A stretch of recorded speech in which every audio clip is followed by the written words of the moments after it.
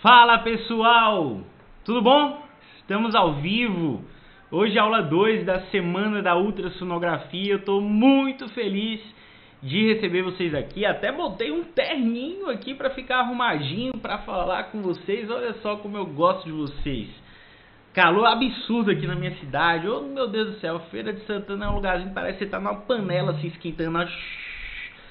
Mas botei um terno aqui pra ficar arrumadinho pra vocês. E ó, isso aqui, pô, você não sabe como isso aqui pra mim literalmente é suado. Mas pô, achei que fiquei bonitinho aqui, arrumadinho. O que vocês acharam? Hoje a gente vai falar de ultrassom músculo-esquelético e tireoide, tá bom? Esses dois temas, pessoal, são extremamente importantes para o dia a dia. Especialmente tireoide. Não que músculo não seja esquelético, não seja importante, mas assim, músculo esquelético, você até às vezes pode dizer assim, não quero fazer. Tireoide não tem conversa, tá?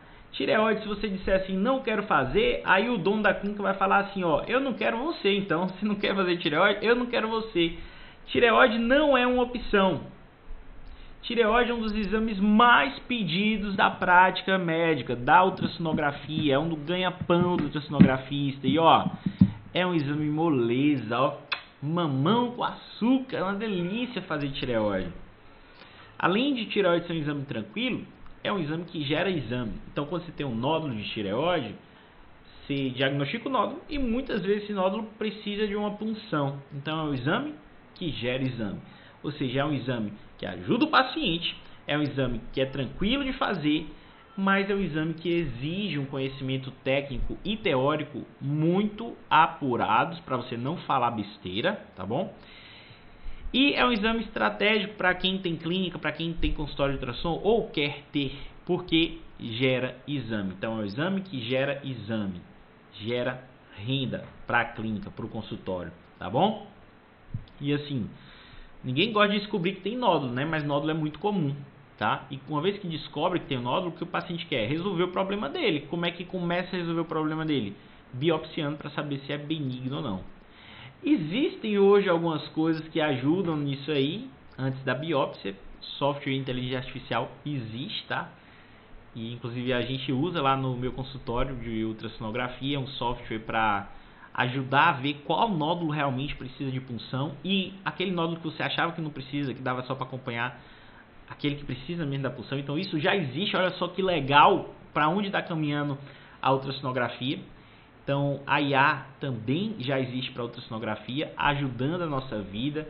Então eu clico no botãozinho lá, o próprio aparelho já mede a medida que precisa medir.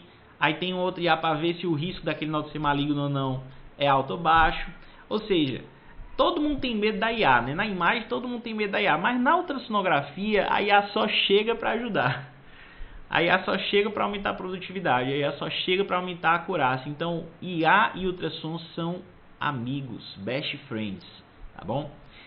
E hoje é aula de tireoide e pequenas partes. Toda vez que eu faço essas aulas aqui da semana do ultrassom, eu fico me perguntando, mas por que eu não botei aula de mama? E a verdade é que na maioria das vezes chega em cima da hora, eu já esqueci que eu disse que ia botar aula de mama na última. Mas ó, se um dia eu lembrar, vai ter aula de mama também. Mas por enquanto a aula de pequenas partes é só tireoide, não tem mama e músculo esquelético. Mas assim, tireoide é o ganha-pão. Músculo esquelético e mama são dois que as pessoas têm muita dificuldade. Eu preferi botar músculo esquelético porque nem todo mundo sabe ensinar isso aqui bem, né? Então, vou te ensinar, porque mama você pode aprender com muita gente. Músculo esquelético é um pouco mais, a barreira é um pouco mais difícil, tá? Nem todo mundo tem acesso a esse conhecimento aqui. Combinado? Então, ó, eu vou fazer isso aqui 2 horas do meu tempo. Eu vou tentar fazer em menos, porque eu tô cansado hoje, gente. Mas não é porque eu tô cansado que eu não tô aqui com vocês e vou dedicar meu tempo a vocês aqui. De graça, tá bom? A única coisa que eu quero de vocês aqui é o seu comprometimento. E o seu compromisso, seu comprometimento, a sua gratidão vai se manifestar agora em forma de like. Se você está grato por estar aqui, por eu estar ofertando isso aqui, o meu tempo, o meu conhecimento para você, dá um like. Agora, se você está muito grato mesmo e está comprometido, vai ficar aqui até o final da aula, se inscreve no canal. Se você ainda não está inscrito, se inscreve no canal. Combinado? Beleza? Posso contar com você dando like nesse vídeo, se inscrevendo? Esse tempo aqui é para isso. Eu estou enrolando aqui para você fazer isso. Você já fez isso? Posso começar a aula? Já fez? Vou começar a aula, hein? Estou esperando você fazer isso para começar a aula. Então, beleza. Like, se inscreve no canal. Vamos lá. Hoje a aula de música era de pequenas partes especificamente de tireoide, ombro e punho, tá? Eu não sei o que fazer aqui, gente, pra poder ver o chat de vocês. Deixa eu ver se eu acho o chat aqui, que se eu não achar o chat, eu realmente não sei como é isso e eu acho que eu não vou saber mesmo. Eu vou abrir o chat aqui no meu celular, que eu gosto de ficar vendo o que vocês estão falando aí, tá bom? Se alguém me xingar aí, eu xingo de volta. Brincadeira, não xingo de volta não. Mas eu bloqueio. Brincadeira. Geralmente não me xingam, né? Pelo amor de Deus, não me xinguem hoje. Aceito mensagens de encorajamento. João, não desista. Você tá cansado hoje, mas vai dar certo. Eu tô aqui com você. É isso aí que eu quero ouvir de vocês, tá bom? Deixa eu abrir aqui o chat pra ver se vocês me mandam as mensagens de encorajamento, que hoje tá puxado. Passei 3 horas, 2 horas, umas 2, quase 3 horas falando até agora há pouco e vou até o fim aqui com vocês agora. Bom, isso aí. Gostei. Bom, gente, vamos lá. Todo mundo aí inteiro, né? Espero que sim. Vou começar, viu? Tô vendo o chat aqui. Deixa eu ver se o chat é melhor assim, o assado. O chat acho que vai ser melhor em pé, com o celular em pé. Pronto, tô vendo aqui vocês. O chat tá bem aqui na minha frente, tá? Você mandar mensagem aqui, eu vou ver seu nome, seu endereço, sua cidade, brincadeira. Mas se você quiser mandar, manda agora aí. Sua cidade, da onde você está assistindo, o que você é, curioso. Ah, não, sou estudante de medicina, não, sou médico radiologista, residente em radiologia, sou ultrassonografista, sou médico generalista. Eu não sou nada, João, só tô aqui porque eu sou curioso mesmo. Manda aí que eu vou adorar e manda também da onde é que você tá falando, tá bom? Estou em Feira de Santana, que beleza. Beleza para quem não tá aqui nesse calor retado sem ar-condicionado, que eu me mudei há pouco tempo, ainda não comprei a diacho do ar-condicionado. Tô derretendo igual um cuscuz aqui, tá? Mas tem uma piscininha ali embaixo. Qualquer coisa eu dou um pulo aqui de cima e caio lá na piscina para dar uma refrescada. Vamos começar, gente. Vamos falar de tireoide? Tireoide. O que importa saber de tireoide? Tireoide é muito mamão com açúcar, pessoal. É muito mamão com açúcar. Mas você tem que saber anatomia e vascularização para começar. Para começar anatomia e vascularização. Eu tô vendo gente dizendo aqui que é estudante de medicina. Ó, você que é estudante de medicina está no momento certo para estudar isso aqui, viu? Olha só, tem gente que só vai descobrir o quanto ultrassom é massa depois que já é cirurgião, pediatra, psiquiatra, anestesista. Tem gente que só descobre o quanto isso aqui é legal depois que já viveu anos. E aí faz o quê? Ah, eu vou agora virar ultrassonografista. E vira mesmo. E vira e faz a formação toda de novo e vai trabalhar e vira ultrassonografista. Então você que está na faculdade aí, ó, saiba agora. Ultrassom é simplesmente a melhor especialidade que tem na medicina. Eu não estou fazendo isso para puxar minha sardinha, tá bom? Vive bem, ganha bem, trabalha, mas você pode trabalhar também no horário comercial, se você quiser. Quanto mais você trabalhar, mais você vai ganhar. Mas assim, tem uma boa demanda de exames, tipo assim, você não fica desempregado, cara, de jeito nenhum. Médico já não fica, né? Mas ultrassom não fica mesmo. Cara, é uma excelente especialidade. Se você é acadêmico, bota isso no seu radar agora, para não chegar lá na frente tu querer largar sua residência de cirurgia, pediatria, clínica médica para fazer isso. É melhor começar do jeito certo, você não acha não? Beleza, então ó, a gente vai conversando mais sobre isso aqui ao longo da semana, tá bom? Sou estudante de medicina, concordo, melhor especialidade. Também acho, viu filho? Isso é a melhor especialidade mesmo. Só tem uma que é melhor do que ela, que é rádio. Os ultrassonografistas não, não é não. Eu acho rádio melhor porque rádio é ultrassom mais uma coisinha ali. Ultrassom mais outros métodos. Então, você pode só fazer ultrassom. Massa, maravilhoso, melhor especialidade. Mas, Você pode também trabalhar de sua casa, olha que beleza. Eu trabalho de casa, então rádio também é muito bom. Ah, João, fazer rádio ou ultrassom? Se você quer só ultrassom, faz só ultrassom. Não precisa fazer de rádio. Você quer só ultrassom? Faz ultrassom. Ultrassom é uma das melhores coisas, se não a melhor coisa, dentro da radiologia. Mas se você me perguntar, vale a pena fazer rádio completo? Vale muito. Você gosta de estudar? Gosta de estudar? Faz rádio. Você vai estudar muita coisa. Tem muita coisa. Vai passar o resto da vida estudando. Gosta de estudar? Rádio é pra você. Agora não, você quer ter o seu dinheirinho, viver sua vida, fazer o bem, sem olhar a quem, atender, ter uma vidinha ali ó, sossegada. Ultrassom é pra você. João, não gosto de negócio de TC, ficar na sala escura, ressonância, não ver paciente. Eu gosto de paciente, João, paciente. Ultrassom. Eu não me vejo laudando a TC ressonância. Ultrassom, não tem problema, não é desmérito não, é muito bom ultrassom, é bom mesmo, de verdade. Ah não, João, eu gosto mesmo é de... Ah, cara, eu não gosto de muito lidar com o paciente, cara. Meu negócio é trabalhar, dar diagnóstico, meu negócio é estudar muito. Rádio, tá bom? Rádio é ultrassom e mais outros métodos. Alguns deles até talvez te permitam trabalhar de casa um dia. Por isso eu ainda acho melhor. Mas a verdade é que talvez a melhor fatia da rádio seja o ultrassom. E vocês estão aqui aprendendo isso. Ultrassom. Então aproveita. Tá bom? Aproveita. Laudar de casa é bom demais. Terminando no R3 já consegui trabalhar de casa há alguns meses. Parabéns, Laís. Pô, cara, parabéns mesmo. Mas ultrassom é bom demais. Ultrassom é bom demais. Tá bom?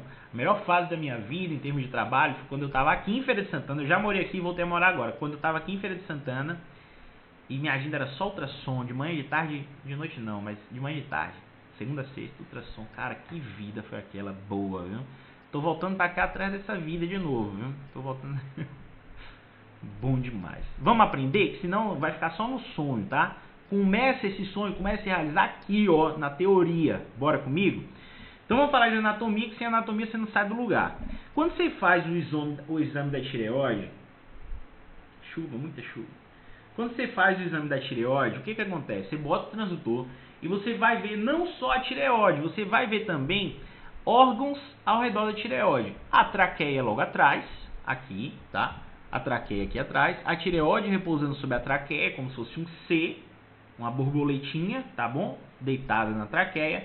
E você vai ver vasos ao lado da tireoide, carótida jugular e músculos, tá? Juntos naquela região.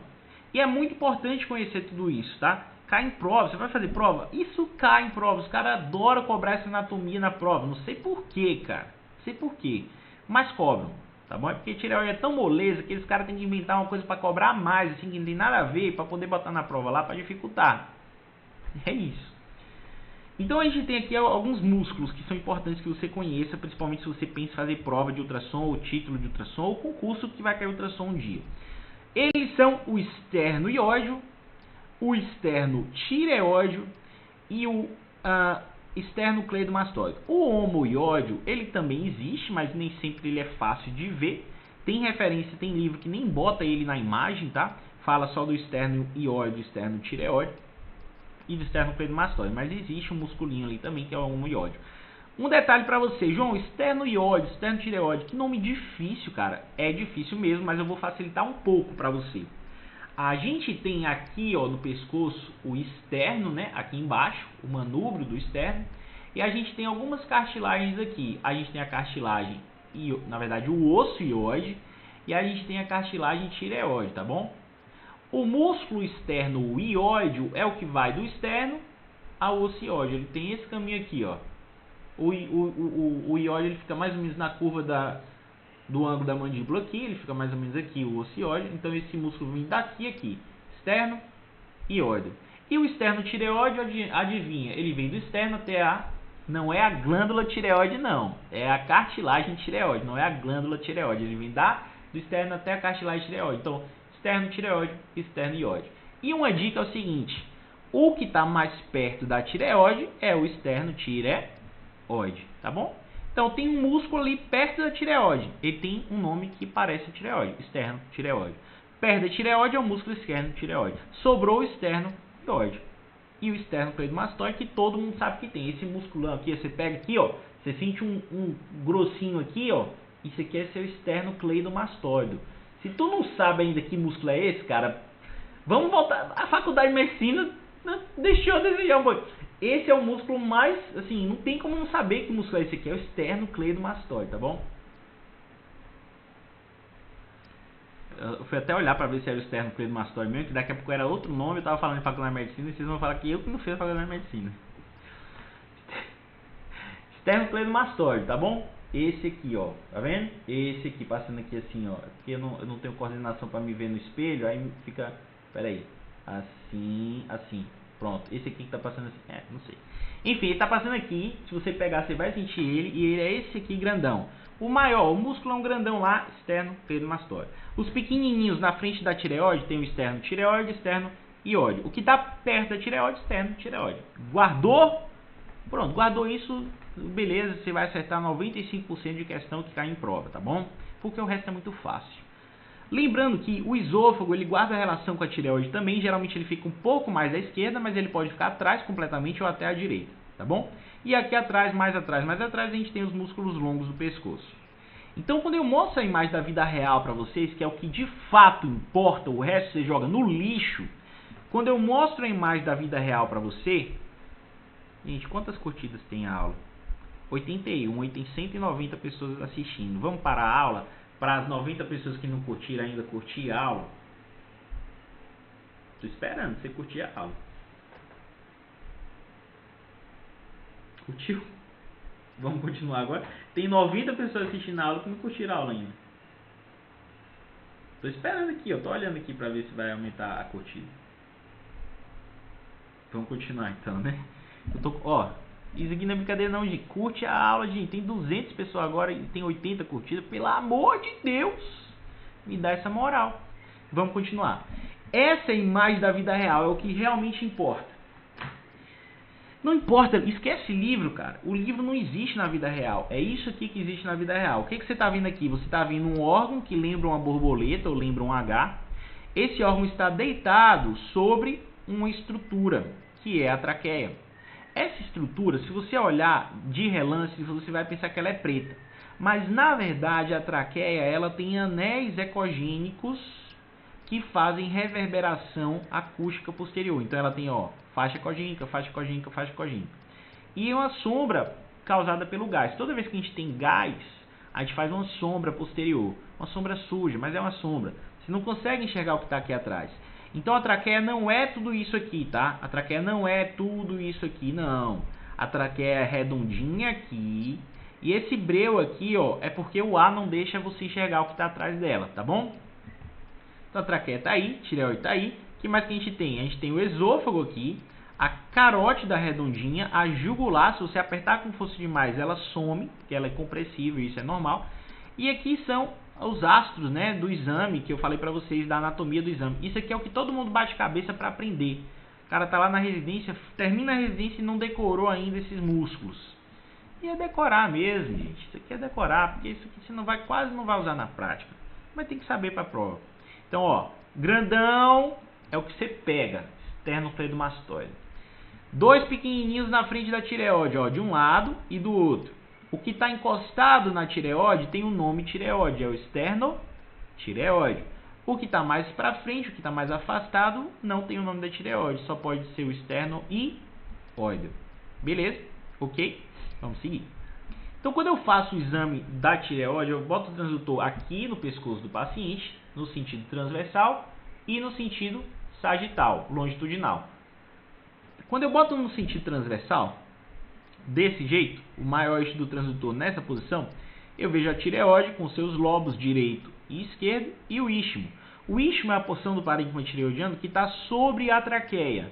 Então, esse breu aqui é a traqueia e o que está passando em cima da traqueia é o istmo, tá bom? Então, tudo isso aqui, ó, é o istmo, tá? Então, como é que eu vejo o istmo? Eu pego a margem da traqueia, subir daqui para o meio até a outra margem é istmo, tá? Tem gente que mede o istmo só daqui a aqui. Não é isso, tá bom? Não é isso. O istmo é tudo isso aqui. Beleza? Quando você for medir o lateral, você vai medir a lateral da parede da traqueia. Combinado? Então aí tireoide, o esôfago aqui, carótida, beleza. Quando eu vou no longitudinal, ou seja, eu mudo o sentido do meu transdutor, que estava assim, eu tenho que ir. Equipe, anota aí, equipe, do você radiologista, precisamos de um transdutor para as demonstrações das aulas, tá bom? Vamos mandar fazer. Acho que deve ter isso aí, eu já vi. O transdutor estava aqui na transversal. Eu faço assim, ó. Boto ele na longitudinal, no sentido sagital ou verticalizado. E agora eu estou vendo o eixo longo do istmo. Como é que eu sei que isso é o istmo? Porque aqui eu estou vendo os anéis traqueais, ó. Essas bolinhas aqui são os anéis traqueais. O parênquima da tireoide que está em cima da traqueia é o istmo. Então isso é o istmo, tá bom? Beleza? Tá aí, para vocês. Lobo da tireoide, eu vou chegar aqui no longitudinal, eu vou chegar para o lado, vou encontrar o maior eixo dele, cuidado porque o lobo da tireoide ele não é reto, ele é obliquado, então você tem que obliquar o transdutor também para encontrar o maior eixo. Se você for reto, você vai dar a medida errada. O lobo da tireoide está aqui, bonitão, você vai medir o maior eixo e o eixo anterior posterior. E a vascularização da tireoide? A vascularização normal da tireoide é discreta, tá bom, gente? Deixa eu atualizar meu vídeo aqui para ver se alguém mais curtiu, porque não é possível que ninguém curtiu, que ainda tá os 80 lá. Eu vou pegar vocês. 153, ainda tem 50 danadinhos que não curtiram ainda, mas tudo bem, vamos continuar a aula. Vamos lá.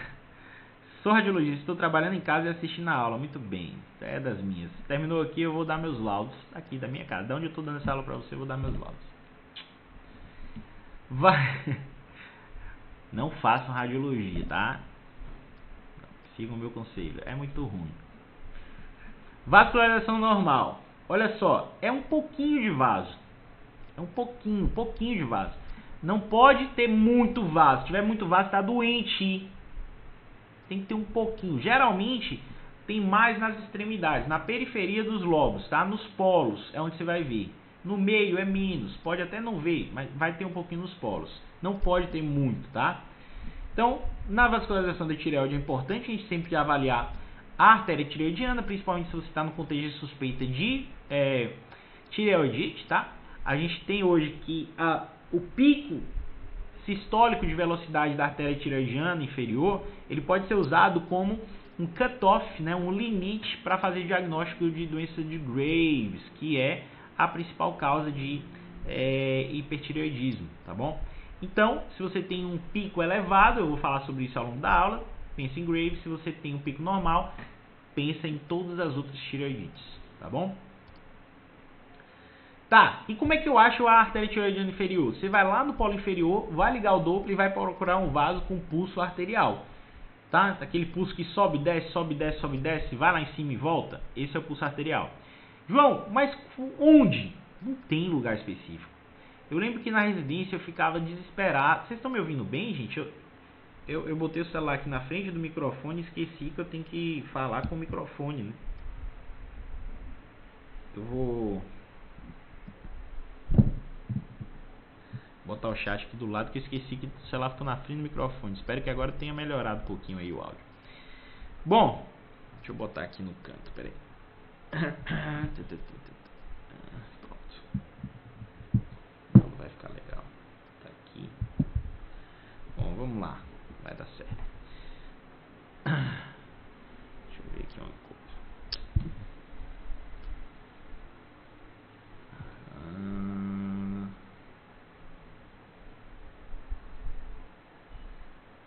Chat. Agora foi. Agora deu certo. Agora tô ouvindo bem. Beleza, vamos lá. Bom, então, gente, ó, uma das minhas dúvidas como residente era, meu Deus, como é que eu acho essa tal dessa artéria tireoidiana? Ninguém me ensinava isso. E eu só descobri na prática, metendo a mão na massa, que não existe uma localização fixa. É você ligar o Doppler e procurar lá no polo inferior, geralmente perto da margem da traqueia, mas pode não estar tão na margem. Não existe uma topografia fixa, sabe? Você tem que ligar e procurar. Isso aí já, quando eu entendi isso, mudou minha vida, porque eu entendi que é ligar e procurar. Não tem um lugar mágico que eu vou lá sempre olhar, tá bom? Saibam isso. Variações anatômicas. A principal é o lobo piramidal. Então, o istmo normalmente é só uma ponte. Se ele cresce demais, e geralmente ele cresce demais para cima e para a esquerda, a gente pode chamar isso de lobo piramidal. E por que o lobo piramidal existe? Porque a tireoide ela não se forma aqui no pescoço. A tireoide ela se forma lá em cima na base da língua e ela desce para o pescoço. Às vezes ela descendo, o canal não fecha direito. Se o canal não fecha direito, pode formar desde cistos até ter parênquima mesmo que sobrou ali no caminho, tá bom? E isso é o lobo piramidal. Como é que eu identifico o lobo piramidal? Eu olho para o istmo no longitudinal, eu vejo aqui os anéis traqueais. Esse anel traqueal mais gordinho, na verdade, não é um anel traqueal, é a cartilagem cricóide, tá bom? E acima disso aqui, ó, se eu estou vendo parênquima tireoidiano, é lobo piramidal. Não é para ter, o istmo só vai até a traqueia, tá bom? Acima daqui, ó, já saiu, já estou em cartilagem tireoide, cartilagem acima da cartilagem cricóide. Então, isso é lobo piramidal. Combinados? Ó, isso aqui é a cartilagem tireoide, essa bonitona aqui em cima, ó. Então, a gente tem cartilagem cricóide aqui, anéis traqueais, cartilagem cricóide, cartilagem tireoide. Se eu estou vendo parênquima ali na tireoide, na cartilagem tireoide, é porque é lobo piramidal. O que mais? Tubérculo de Zucker-Kindle. Isso aqui é uma variação anatômica muito bobinha. É como se o parênquima, o tecido que envolve a tireoide, desse uma invaginada para dentro da própria tireoide, fazendo com que o parênquima tireoidiano normal fique parecendo um nódulo. É claro que hoje, dos aparelhos muito bons que a gente tem, olhar para isso aqui e ver que é simplesmente parênquima é muito fácil, tá? Engenheiro de obra pronta, né? Você está com um aparelho com resolução boa. Mas lembra aí, quando o ultrassom surgiu, os aparelhos eram ruins, a resolução era baixa.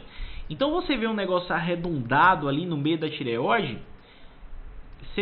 muita gente confundia isso com nódulo. E até hoje confunde, para ser sincero, tá? Mas qual é o grande segredo para você saber que não é nódulo? Ó, transversal, fiquei assustado, parece um nódulo. Mas eu alongo, boto no longitudinal e vejo que esse tal dito nódulo, ele está se continuando com o parênquima tireoidiano, tá? Não tem um aspecto arredondado, ele se continua. Então, isso na verdade é o tubérculo de Zucker-Kindle. Onde é que acontece? Geralmente no terço inferior do lobo inferior. Terço inferior do lobo inferior, geralmente terço inferior do lobo inferior. É o local típico. Direito ou esquerdo? Pode acontecer dos dois lados, mas direito acontece bastante. A agenesia do lobo tireoidiano é o quê? É você não ver um lobo. É o mesmo aspecto da pessoa que tirou a tireoide, fez cirurgia e tirou. Só que ele nasceu assim. Então você tem que perguntar à pessoa se ela já fez cirurgia, porque visualmente não tem diferença. Então você tem que perguntar se fez cirurgia ou não, tá bom? E se o grau de informação não for bom, se nem o paciente sabe se ele fez cirurgia ou não, é melhor você não arriscar, porque a agenesia é raro, tá bom? Não é comum. E quando ela ocorre, é raro, quando ela ocorre mais à esquerda.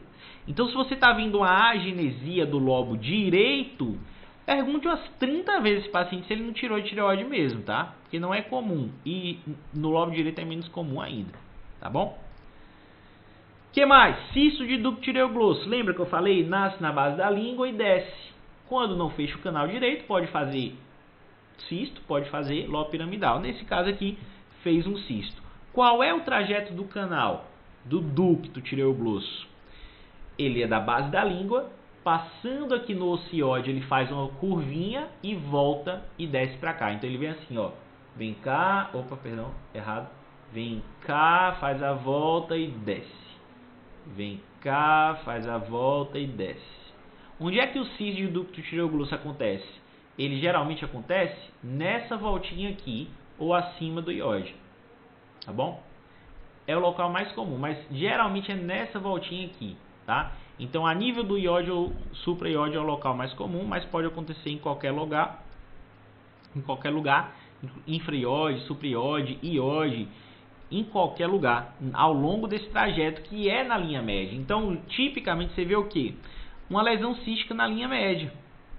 Uma lesão cística que guarda uma certa relação com cartilagem tireoide, com o ocioide, com a própria tireoide, tá bom?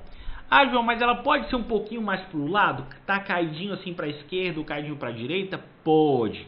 Mas ela tende a estar aqui junto à linha média, tá bom? Por que é importante você saber isso? Ó, a lesão tá aqui, ó, é um cisto, igual o cisto que eu mostrei para vocês no fígado, é um cisto.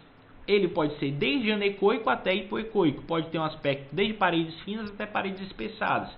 E quanto mais feio o cisto for, mais parede espessada, heterogêneo, maior a chance de estar o quê? Infectado. Se é um cisto, parede fina, anecoico, uma criancinha ali descobriu do nada, deve ser só um cistinho congênito tranquilo. Mas ele pode vir com o paciente com dor cervical, sensibilidade, vermelhidão. Você vai lá, põe, tá um cisto de parede espessada com conteúdo heterogêneo. Esse cisto está infectado, tá bom? É uma das formas de apresentação do cisto tireoglosso. Então, como eu mostrei aqui para vocês, ó, o caminho que faz a voltinha no ociode e continua. Então, muitas vezes você vai encontrar, perdão, eu falei supraiode, mais comum é infraiode, tá bom, gente? Perdão. Muitas vezes você vai encontrar ele aqui logo a nível do iode ou infraiode, tá bom? Cisto do tireoglosso. Olha só, ele não tá tão no meio, ele tá um pouquinho para a lateral, mas tá junto da linha média, tá junto aqui do istmo, tá? Pode ocorrer até abaixo da tireoide, tá, gente? Mas o típico é tá nesse caminho aí entre a base da língua e a tireoide. E só para reforçar, mais comum infraiode. Eu tinha falado supra, mais comum é infraiode, tá bom? Então, mais uma vez aqui a gente já tem um cisto com paredes mais espessadas, um conteúdo mais heterogêneo, tá bom?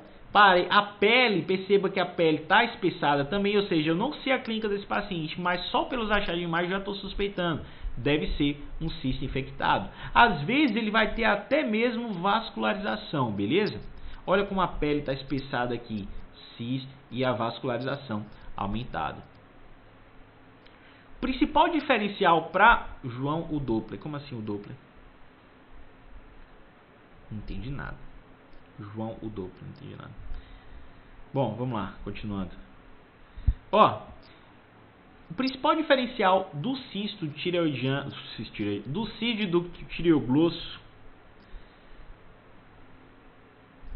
boa, Semiramis, muito bem, gostei da dica. Façam exercícios para viver mais e para ter um ombro que dura mais também se for entrar na ultrassonografia.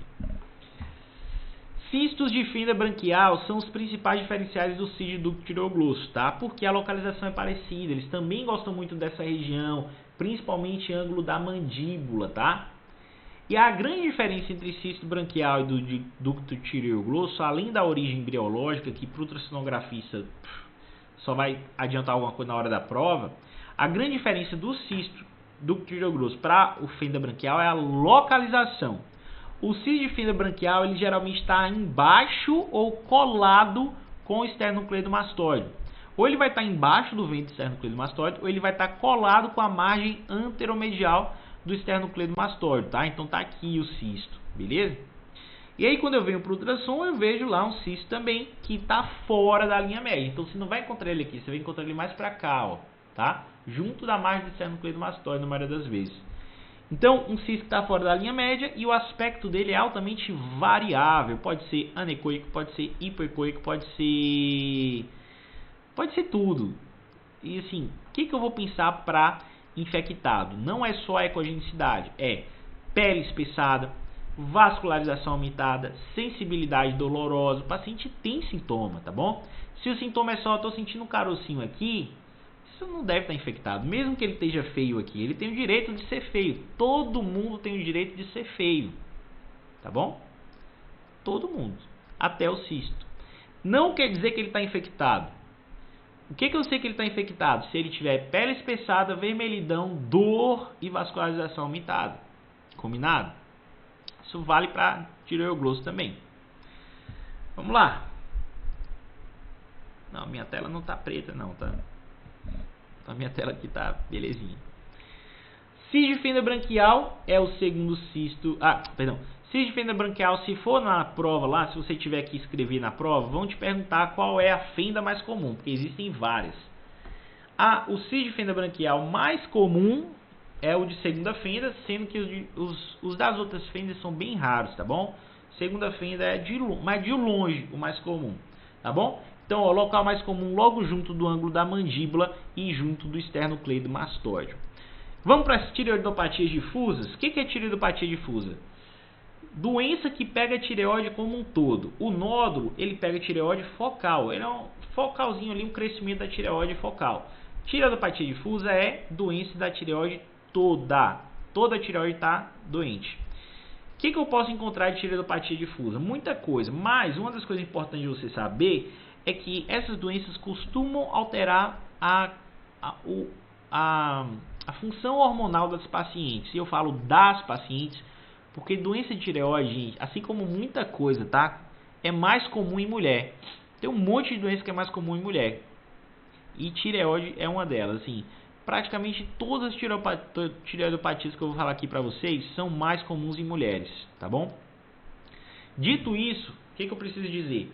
A maioria das tireoidopatias também são doenças autoimunes, então, para você abrir um quadro de tireotoxicose ou para você abrir um quadro de hipotireoidismo, muitas vezes o que vai estar por trás é uma doença autoimune, tá bom? Seja para mais ou para menos. Mas existem doenças que são virais, bacterianas, existem esses diferenciais e existe o cenário que a gente vai pensar nessas doenças, tá bom? A gente vai falar de tudo isso, beleza? Ok. Se eu tô vendo uma paciente, mulher, mas pode acontecer em homem, mas muito mais comum em mulher, que está abrindo um quadro de tireotoxicose, isso significa que ela está com hormônios tireoidianos em ação, em alta, está tendo sintoma de hormônio tireoidiano, ela está muito ansiosa, ela está com os olhos arregalados, os cabelos estão caindo, ela está tanto taquicárdica quanto taquipneica, quanto taque acelerada, suando muito. Essa paciente está com tireotoxicose, ou melhor, ela está com a fase aguda, né?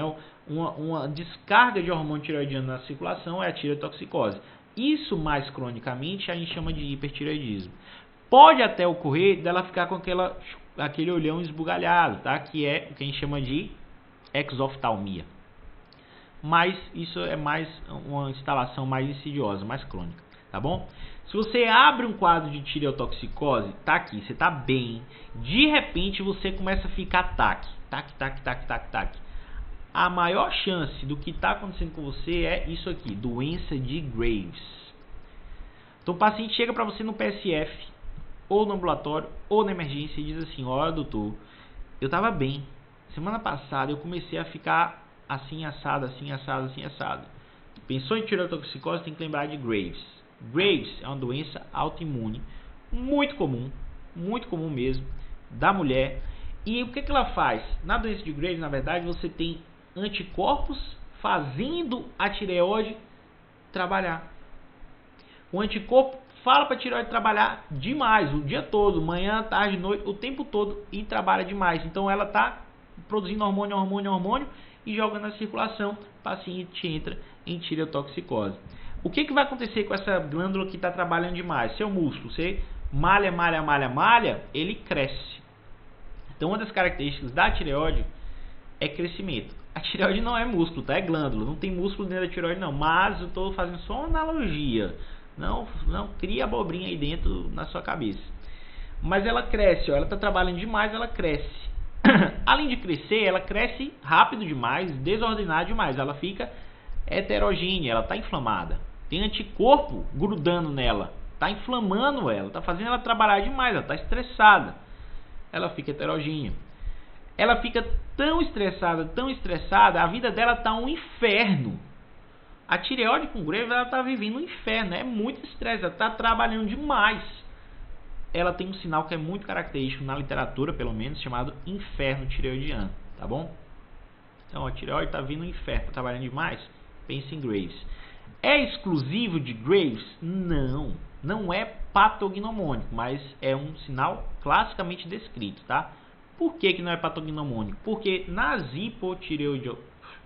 tireoidopatias que fazem hipotireoidismo, você pode ter uma fase inicial do quadro em que a tireoide está trabalhando demais, inflamada, fazendo inferno também.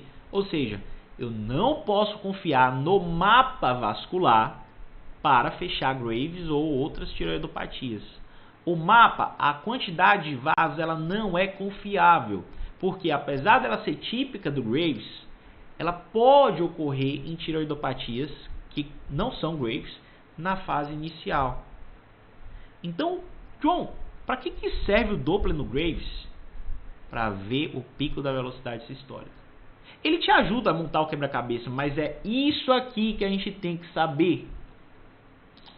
Mas, João, eu fazia o Doppler da tireoide lá, eu só ligava o mapa, não calcula a velocidade de pico sistólico. Você não está ajudando ninguém, você não está ajudando ninguém. O paciente só pagou a mais ali pelo Doppler, porque é caro, e você não ajudou ele. Porque o mapa vascular aumentado ou não é inespecífico. Geralmente está aumentado, mas não quer dizer nada. Fala a favor, mas não fecha. A velocidade de pico sistólico, essa é específica para Graves, tá bom? Uma tireoide com 70, com 80 de velocidade de pico sistólico é Graves até que se prove o contrário. Mas a partir de 40, a suspeita já é considerável. Já vale a pena ter essa como sua principal hipótese, Graves, tá bom?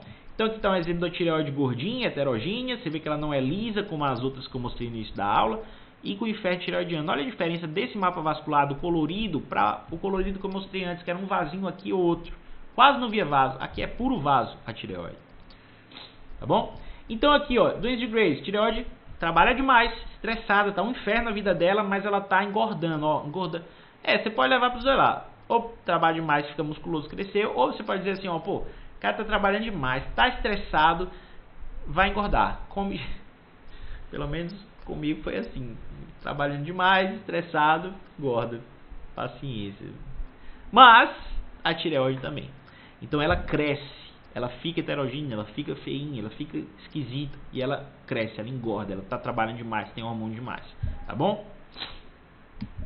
Então aqui, ó, ela fica heterogênea, pode ficar mais hipoecoica, mas a ecogenicidade é variável. E o mapa vascular tá virado no 70, tá muito aumentado. Beleza? Pega a velocidade de pico aqui, 50, 60, 70, 100, 120, dá alta, acima de 40. Mais um exemplo aqui, traqueia aqui bonitinha. Ó o mapa vascular. O que é o normal? Tem um pouquinho na periferia, ou um pouquinho na periferia, um vaso ou outro solto aqui no meio. Ó o tanto de vaso aqui no meio, tem mais do que na periferia, tá aumentado esse mapa vascular. Heterogêneo, pá, foquinhos aí ecogênicos. Mais vascularização, esse aqui não tá tão grosseiro, mas tá aumentado. Tem mais vaso no meio do que na periferia, gente. Isso aí tá aumentado, tá? Não é para ser assim. Pico, olha o pico aqui. Como é que eu sei a velocidade? Olha para aqui a onda, ó. A onda subiu e desceu. Subiu muito e desceu. Isso é artéria. Aí eu olho para o pico aqui, onde está o cálipe, essa cruzinha aqui. E eu vou, ó, lá na tabela, ó. É x e y. Lembra lá? Plano cartesiano. Peguei aqui a velocidade, vou lá na tabela aqui, puf, está próximo de 100. Então essa velocidade aqui está muito acima de 40. O 40 seria aqui, ó, 50 aqui, 40 seria por aqui, ó. Então até aqui, ó, a gente teria uma velocidade inespecífica. Acima, nesse caso aqui está 100, suspeita fortíssima para Graves. Tem trabalho, gente, que usa isso aí e compara com cintilografia, compara com tudo que há de melhor padrão ouro para diagnóstico de Graves e não dá diferença estatística. Essa velocidade de pico é confiável para pensar em Graves, tá bom? Quanto maior, maior a suspeita, tá bom? Mais uma vez aqui, ó, puf, quase 150, tá bom? Ó, onde ele está medindo aqui? Aqui, ó, polo inferior, procura o vaso arterial pulsando ali, não tem lugar fixo. Tem gente que faz curso e paga 6 mil reais, 7 mil reais só para aprender isso que eu falei para vocês aqui agora. Onde é que procura a artéria tireoidiana, como é que mede, como é que faz o diagnóstico. Vocês estão aprendendo na aula de hoje, tem gente que paga 5 mil reais para aprender, eu juro por Deus. Eu não estou brincando. Você que é acadêmico de medicina, você ainda não conheceu esse mundo dos cursos. Você vai conhecer, tá logo ali. Eu tô te falando, tem gente que paga 5 mil reais para aprender o que vocês estão aprendendo nessa aula de hoje. Então, se você ainda não sentou o dedo no like, você toma vergonha e senta o dedo no like. Tá bom? Beleza? Tô falando sério. Agora. Ó. A gente ainda tem muita coisa para falar na aula. Eu tô indo num ritmo acelerado, mas a gente tem muita coisa para falar na aula. E a gente tá só na segunda aula, cara. Sexta-feira tem aula de GO. GO é a parte mais, eu diria que é a parte mais fidelizável da ultrassonografia. Na aula 3, que é sexta-feira, vocês vão aprender como você cria um paciente particular. É o obstétrico. Paciente obstétrica, se ela gosta de você, ela vai pagar o que você cobrar para fazer o exame, tá bom? Então, onde eu mais vejo ultrassonografista tendo consultório particular que dá certo é na obstetrícia. Você deveria fazer obstetrícia por causa disso? Não, porque você tem que ser bom. Se você for bom, faz.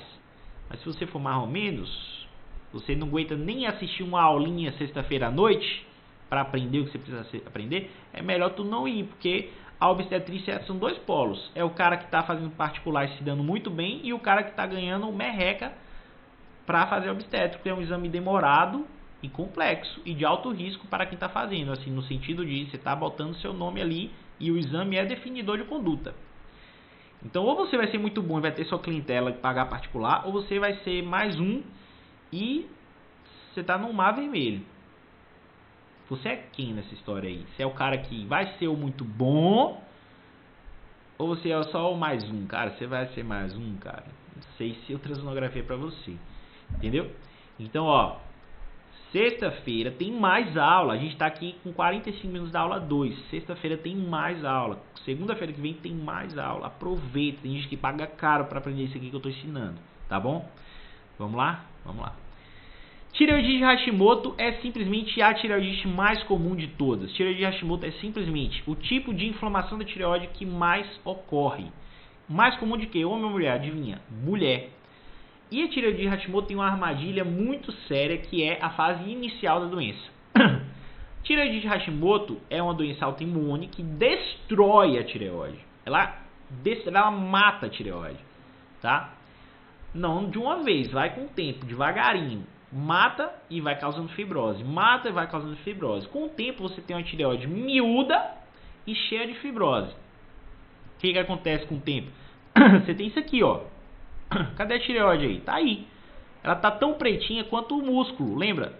Externo tireóide, externo iódio, externo cleidomastoide. Ela tá com a mesma quantidade do músculo. Mais heterogênea até do que o próprio músculo. Mas tá preta e pequena. Porque agressão, agressão, agressão, fibrose, cicatrização, fibrose, muito tempo vai acontecer isso aqui. Só que isso é a fase crônica. As pessoas acham que isso aqui, o paciente abre o quadro, a tireoide dele vai estar assim. O paciente abre o quadro, a tireoide dele pode estar a mesma coisa do Graves. A mesma coisa na fase inicial. Ou pode não ter nada, pode ser uma tireoide praticamente normal. Mas muitas vezes vai estar igual ao Graves, por isso você não pode confiar só no olhômetro. Você tem que calcular velocidade de pico sistólico, tá bom? Peçam tireoide com Doppler. Colegas médicos, você não vai fazer ultrassom? Não quer, não, João, não quero ganhar vida, ter qualidade de vida, ganhar bem. Eu não quero isso. Eu quero trabalhar muito, ganhar pouco, fazer meu PSF lá, porque eu sou feliz assim. Tudo bem. Mas na hora que você for pedir a tireoide para mim, peça com Doppler, porque senão eu não consigo ajudar o paciente. Ou mais, eu vou até ajudar, mas vou fazer uma caridade ali, né? Que é fazer o Doppler e não receber por ele. Então, cara, você está ajudando o paciente e você está ajudando o radiologista a comprar o leite das crianças. Peça o Doppler. Se não está fazendo algo que é, peça o exame com Doppler. Você só está ajudando o paciente. O exame precisa ser feito com Doppler para suspeitas das tireoidopatias, tá? Para nódulo, muita gente pede com Doppler. Não é obrigatório, assim, é um plus. Mas para tireoidopatia tem que ser com Doppler. Para de cangueagem, tem que ser com Doppler. Não acha que você tá, é o certo. Peça com Doppler, tá bom? Combinados? Beleza. Então, a tireoide de Hashimoto, o que a gente faz? A gente vai ver lá na fase inicial, pode ser igual ao Graves, você vai medir a pico da sistólica, só que vai estar menos que 40, com Doppler. E aí com o tempo ela vai ficando assim. E aí quando chega assim, aí fica muito mais fácil pensar no diagnóstico, tá? Difícil é pensar quando ela tá a cara do Graves lá atrás, mas quando chega assim é muito mais fácil pensar. Então o anticorpo do Graves faz a tireoide trabalhar demais, ó. Senta a chibata nas costas da tireoide e faz ela trabalhar. Aqui na Hashimoto o anticorpo destrói. Ele não faz, ele destrói o parênquima, tá? Então, leva na fase crônica a hipotireoidismo, porque você não tem mais célula para produzir hormônio tireoidiano. No ultrassom, você pode ter esse aumento volumétrico inicial e heterogeneidade, igual a Graves, mas na fase crônica vai ter atrofia, gerando esse padrão pseudonodular que a gente chama de pele de girafa. O que é pele de girafa? É esse padrão pseudonodular assim, estranho, parece ter um monte de nódulo. Eu vou mostrar outra imagem que está mais característica ainda, que tem alto valor preditivo positivo, ou seja, se você vir isso aí, a chance de ser Hashimoto é alta. Valor preditivo positivo. Se tem, a chance de ser é alta. Vascularização ao Doppler é variável, mas sempre abaixo de 40, tá bom? E variável por quê? Porque pode ser aumentada o mapa, a quantidade de vasos que você vê pode ser aumentado, normal ou diminuído. Muitas vezes é diminuído, mas aumentado é raro, exceto no início da doença. Mas o pico da velocidade é sempre menor do que 40, tá bom? E por ser uma doença inflamatória, ela pode fazer linfonodo, tá bom? No nível 6. Por que isso é importante? Porque linfonodo no nível 6 é suspeito para malignidade quando você tem um nódulo, ou para recidiva quando você tirou um nódulo. Então você tem que saber que se a paciente tem Hashimoto e está com nódulo e está com linfonodo no nível 6, isso pode ser só pelo Hashimoto. Não é para ficar achando que a paciente tem um câncer oculto. Pode ser só pelo Hashimoto, tá bom? Vamos lá. Tá aí a tireoide para vocês. Esse é o padrão pseudonodular ou pele de girafa que tem um valor preditivo alto para tireoide de Hashimoto, tá bom? Ó, deixa eu ver aqui o que vocês estão falando. Fica tipo, fato é feedback. Ah, gente, não vou conseguir ler tudo. Mas vamos lá, padrão de pele de girafa. Olha como parece mesmo uma pele de girafa aqui, ó. Eu nunca lembro de botar aqui pra vocês a imagem da girafa, mas todo mundo sabe que é uma girafa. Todo mundo já viu uma girafa, né? Se você não viu, amanhã você vai no zoológico, tá bom? Leva seu filho também pra ele ver uma girafa. Tem que ver uma girafa, gente. Nunca viu uma girafa? Tem que ver a girafa antes de morrer. Amanhã, de preferência. Não que você vai morrer depois de amanhã, mas você tem que ver logo. Vai ver uma girafa. Então, ó, pseudonodular, pele de girafa. Se você vir isso, cara, pense em Hashimoto. Pense em Hashimoto, vai ser Hashimoto. Assim, eu não boto minha mão no fogo, não, mas assim, não boto minha mão no fogo pelo sentido de eu não cravo no laudo Hashimoto. Eu falo assim, ó, tendo como diferencial mais prevalente ou tendo como principal diagnóstico diferencial, tireoidite Hashimoto. Se eu vir isso, eu boto. Se eu não vejo isso, eu boto tireoidite inespecífica. Deixa o endocrinologista se virar. Mas se eu tenho pico de sistólica acima de 40, se eu tenho pseudonodular, sistólica acima de 40, por que não sugerir Graves a possibilidade?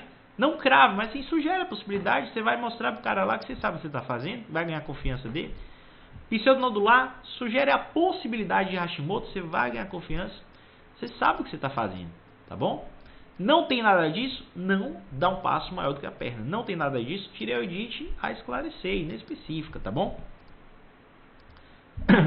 Então aqui a tireoide mais heterogênea, tá? Pode ter áreas focalmente mais heterogêneas do que outras áreas, mas a tendência é que com o tempo a tireoide vai reduzindo o tamanho. Olha só, parece um carocinho de amendoim, né?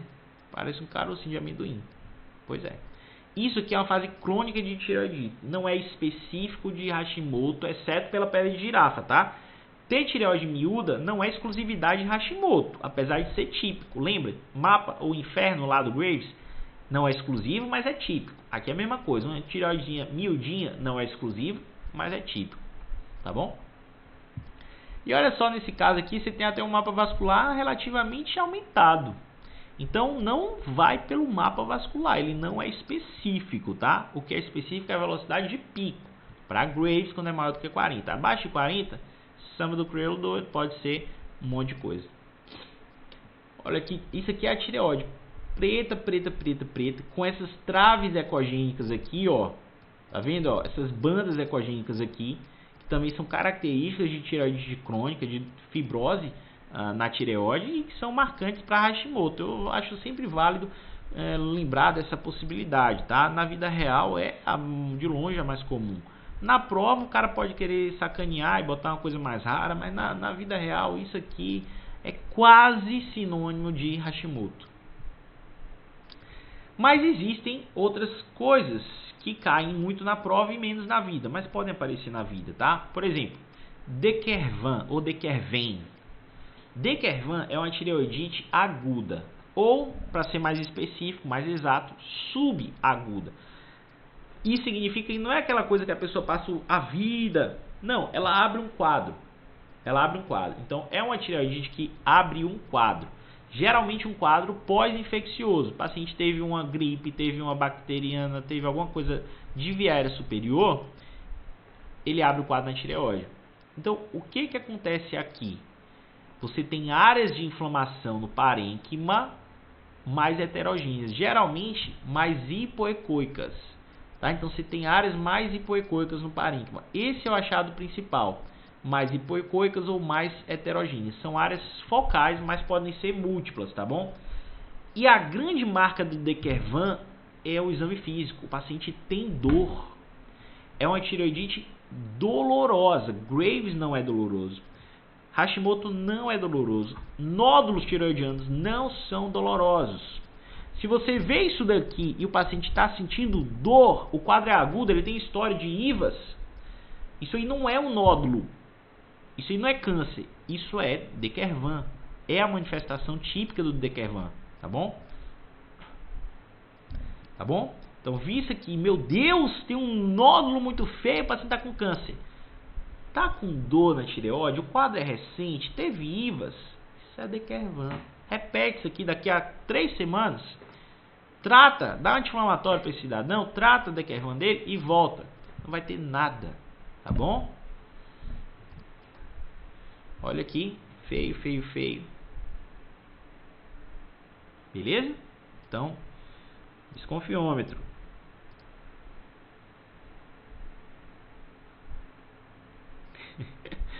Felício está indicando o zoológico de São Paulo.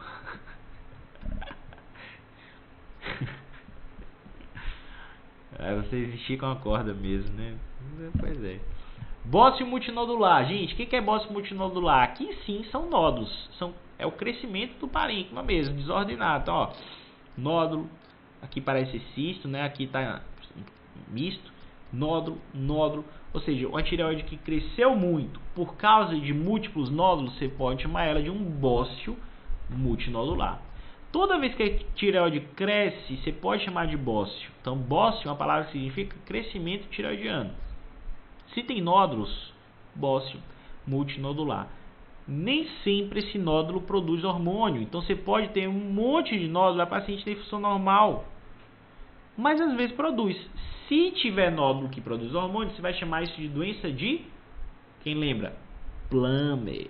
Doença de Plummer. Qual a diferença que isso faz para o ultrassonografia? Nenhuma, não faz diferença nenhuma. Tá bom? É só pra saber, tá? Isso faz diferença para o endócrino. Olha só, gente, isso aqui é uma tomografia, vértebra cervical, aqui é a traqueia, e tudo isso é tireoide. Será que tem nódulo aí nessa tireoide? Tem muito nódulo aí. E você pode ter esses nódulos funcionantes ou não, tá bom? No ultrassom, olha só o tamanho dessa tireoide, mal coube na imagem que a gente foi fazer com o transdutor. E aí, João, E aí, se o transdutor é pequeno, tem uma tireoide grande, faz o quê? Pega o convexo. Tireoide é grande mesmo, quer medir ela com certeza do que você está medindo, pega o transdutor convexo, tá bom? E mede. Então, múltiplos nódulos aqui. Tirades e nódulos. Ó, então, ó, se eu tivesse que falar uma coisa só de nódulo com vocês, seria o tirades. Por quê? Você está com ansiedade? Acho que tanta repetição. É comigo ou é com... É comigo? Não sei se é comigo. Eu sou por natureza assim, viu? Sotaque. Se eu fosse falar uma coisa para vocês aprenderem de nódulo tireoidiano, seria tirades. Por quê? Porque o tirades resume o que você tem que saber de nódulo. O tirades é uma classificação que não, uma quantidade específica para tratar como bócio multinodular, não. Não que eu saiba. Para mim tem 3 já está multinodular. Você não, professor. Eu sou assim. Sotaque. Mas obrigado. Mas o que eu ia falar é o seguinte. T-Radius resume tudo que você tem que saber de nódulo. Cara, se você souber só o T-Radius, já tá bom. Porque o T-Radius você vai entender as características do nódulo, a composição, o local, o formato, se tem achado adicional. E o próprio T-Radius, ele lhe diz quais são as características mais suspeitas ou menos suspeitas, tá bom? Então, se você aprender só uma coisa de nódulo, seria o T-Radius. Mas o que mais você pode guardar no seu HD aí? Que é mais comum em mulher, que é muito comum, tipo 70% dos adultos vão ter nódulo tireoidiano, tá bom? A maioria esmagadora de longe é benigna e mesmo esses 10% malignos são bonzinhos, tá? O câncer tireoidiano é o melhor câncer para se ter. Não é bom ter câncer, mas se você tiver que ter um, se você puder escolher, é melhor que seja da tireoide, porque é fácil de tratar, é fácil de tratar, metastatiza pouco e sobrevida alta. Então, assim, não se desespera. Se acontecer um dia com você, Deus livre que aconteça, não acontece com ninguém que está aqui assistindo essa aula, mas não se desespera porque é bom tratar. É fácil de tratar, é bom tratar não, mas é fácil de tratar. Então, essa coisa de check-up, indicação, medicina baseada em evidência, beleza, ainda tem muita coisa que a gente ainda vai descobrir aí se tem evidência ou não, mas assim, descobrir um câncer de tireoide quanto antes melhor, tá? Então assim, eu não sou o cara de ficar contraindicando check-up não, tá bom? Tenho conflitos de interesse, mas cara, pô, se puder descobrir cedo, melhor, né? Enfim, tenho conflito de interesse aqui, ó, disclaimer, conflito de interesse. Radiologista sugerindo fazer check-up, conflito de interesse. Ó, tipos: adenoma folicular, adenoma célula de Hutton, maligno, carcinoma papilífero, folicular, medular e anaplásico. O anaplásico e medular são os piores, especialmente o anaplásico, tá? Lembrando que para sua prática isso aqui não adianta nada, nada. Joga no lixo. Ah, vai fazer prova, decora. Para prática, esquece. O que você tem que saber para prática? Isso aqui, ó. Saber a composição do nódulo, a ecogenicidade, a forma, a margem, os focos ecogênicos, para lançar nessa tabela e dar o T-Radius do paciente. Composição: ou o nódulo vai ser cístico ou vai ser quase totalmente cístico, tá bom? Mais de 50% do nódulo é cístico, 0 ponto. Se ele for 50% cravado de componente cístico e esses componentes císticos estão distribuídos de forma uniforme pelo nódulo, é aquele nódulo que parece uma peneira. Esse é o nódulo espongiforme e ele também não ganha ponto. Só que além dele não ganhar ponto, você pode esquecer ele. Espongiforme é T-Radius 1, tá bom? Mas ó, lembra, tem que ser um nódulo que parece uma peneira. Não pode ser aquele nódulo que tem componente sólido ali junto, depois tem... Não, é um nódulo que parece uma peneira. Misto ou... misto é literalmente metade cístico e metade sólido. Ah, João, mas não é a mesma coisa espongiforme? Não. Porque o misto, ele não é uma peneira. Ele tem um pouco de sólido, aí tem uma área mais cística, mas é assim, é bem separado. O espongiforme parece uma peneira, beleza? Sólido ou quase completamente sólido é aquele que tem mais de 50% de componente sólido. Ou ele é todo sólido ou mais de 50% dele é sólido, tá bom? 50% exato é misto. E se for 50%, mas aí isso é distribuído por todo o nódulo, parece uma peneira, é espongiforme. Ecogenicidade: anecoico, todo preto, 0. Hiperecoico ou isoecoico. Então, se o nódulo tem a mesma cor, ecogenicidade do parênquima tireoidiano, ou se ele é mais branco, mais ecogênico do que o parênquima tireoidiano, ele ganha 1 ponto. Hipoecoico, 2. Mas se ele é mais hipoecoico do que o músculo, não é do que o parênquima, é do que o músculo, ele ganha 3 pontos, tá bom? E aí vocês podem perceber, quanto mais ponto tem, pior coisa, pior a situação, maior T-Radius. Então, essas características, se alguém me perguntar quais são as características que são mais suspeitas para a malignidade: ser sólido, ser muito hipoecoico, ser mais largo, ou melhor, ser mais alto do que largo, ter extensão tireoidiana, ter focos ecogênicos. Tá? Então, se você aprende o T-Radius, você automaticamente aprende os critérios de risco, aprende os critérios suspeitos para a malignidade, tá bom? Então, forma. O que é bom? É ser largo, mais largo do que alto. Se for mais alto do que largo, 3 pontos. João, Tá, onde é que eu meço isso? No transversal. Se é largo ou não, você vai saber no transversal, tá bom? No longitudinal, todo nódulo é largo. É no transversal que você tem que medir o lateral versus o anterior-posterior. Margem regular, nenhum ponto. Mal definida, também nenhum ponto. E mal definida é diferente de irregular. Mal definida, você não vê bem a margem. Na verdade, mal definida, você não tem nem certeza que é nódulo, porque não ver bem a margem é até difícil dizer que isso é um nódulo mesmo. Mas irregular é quando você vê a margem e ela está irregular. Você vê uma margem angulada, lobulada, é uma margem esquisita, irregular. Tá? Não vê direito a margem mal definida, é mal definida, não ganha ponto. Irregular, 2 pontos. Se está saindo da tireoide, é 3 pontos. Esse aqui é o mais suspeito de todos, tá bom? Focos ecogênicos. Esse aqui é diferente, porque nos outros eu escolho um e pontuo. Aqui eu escolho todos que tiverem. Então, se não tem nada, ou se tem só cauda de cometa, que é aquele artefatinho que a gente vê muito no cisto coloide, não pontua. Se tem calcificação grande, se tem calcificação periférica, ou se tem foco ecogênico, que é uma calcificação milimétrica pontiforme, pontua. E pontua todos que tiver. Então, se tem os 3, é 1 mais 2 mais 3. Se tem só o pontiforme, é só 3. Se tem pontiforme e periférica, é 5. Entendeu? E aí você vai somar tudo isso aqui com os pontos que você foi juntando aqui. Nenhum ponto, T-radius 1. 2 pontos, T-radius 2. Esses dois esquece. T-radius 3, 4 e 5. Depende o que você vai fazer. Depende do que? Do tamanho.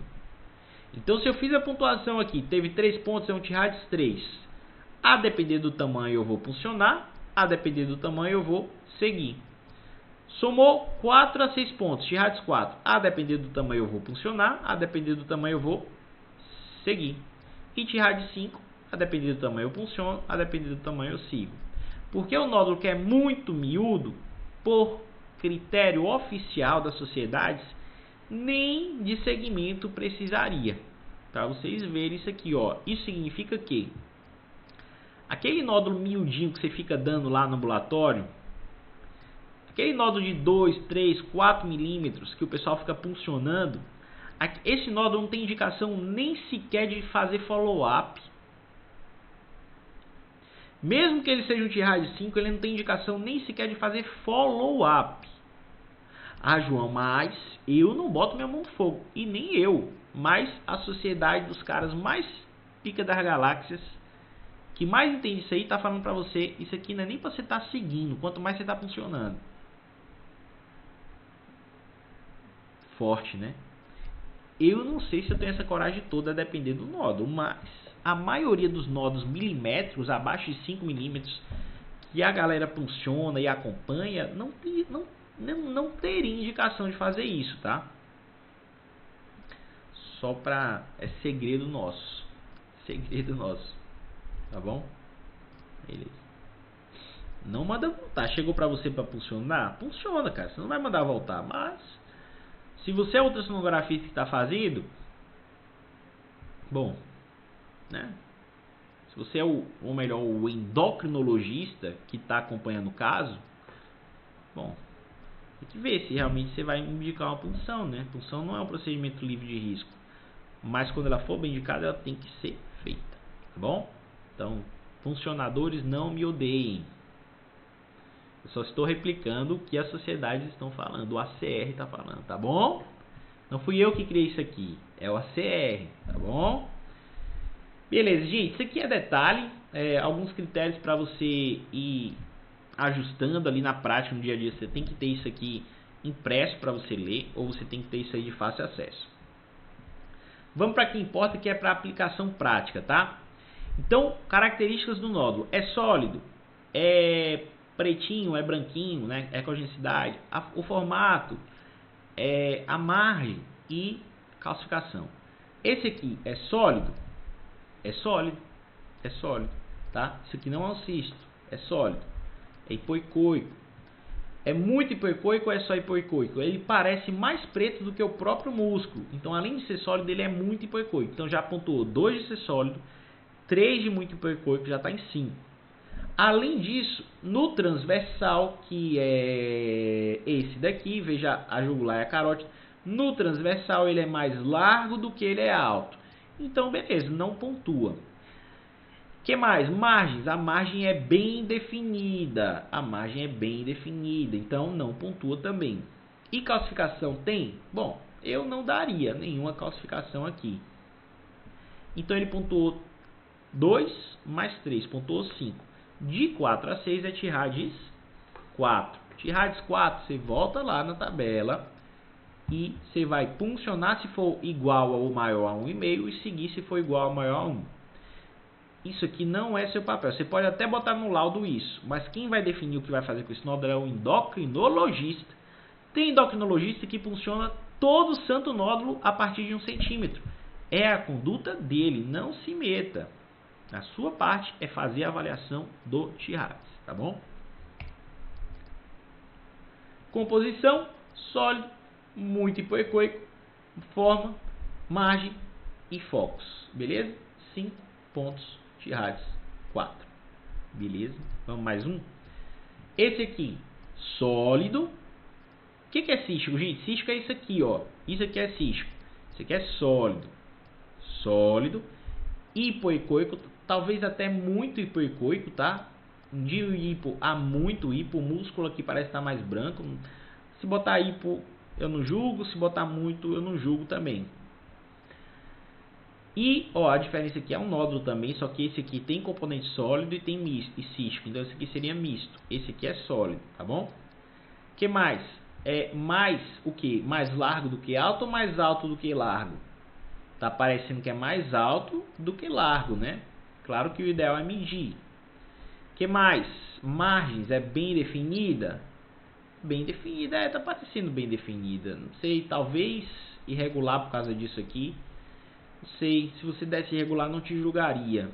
É subjetivo, galera.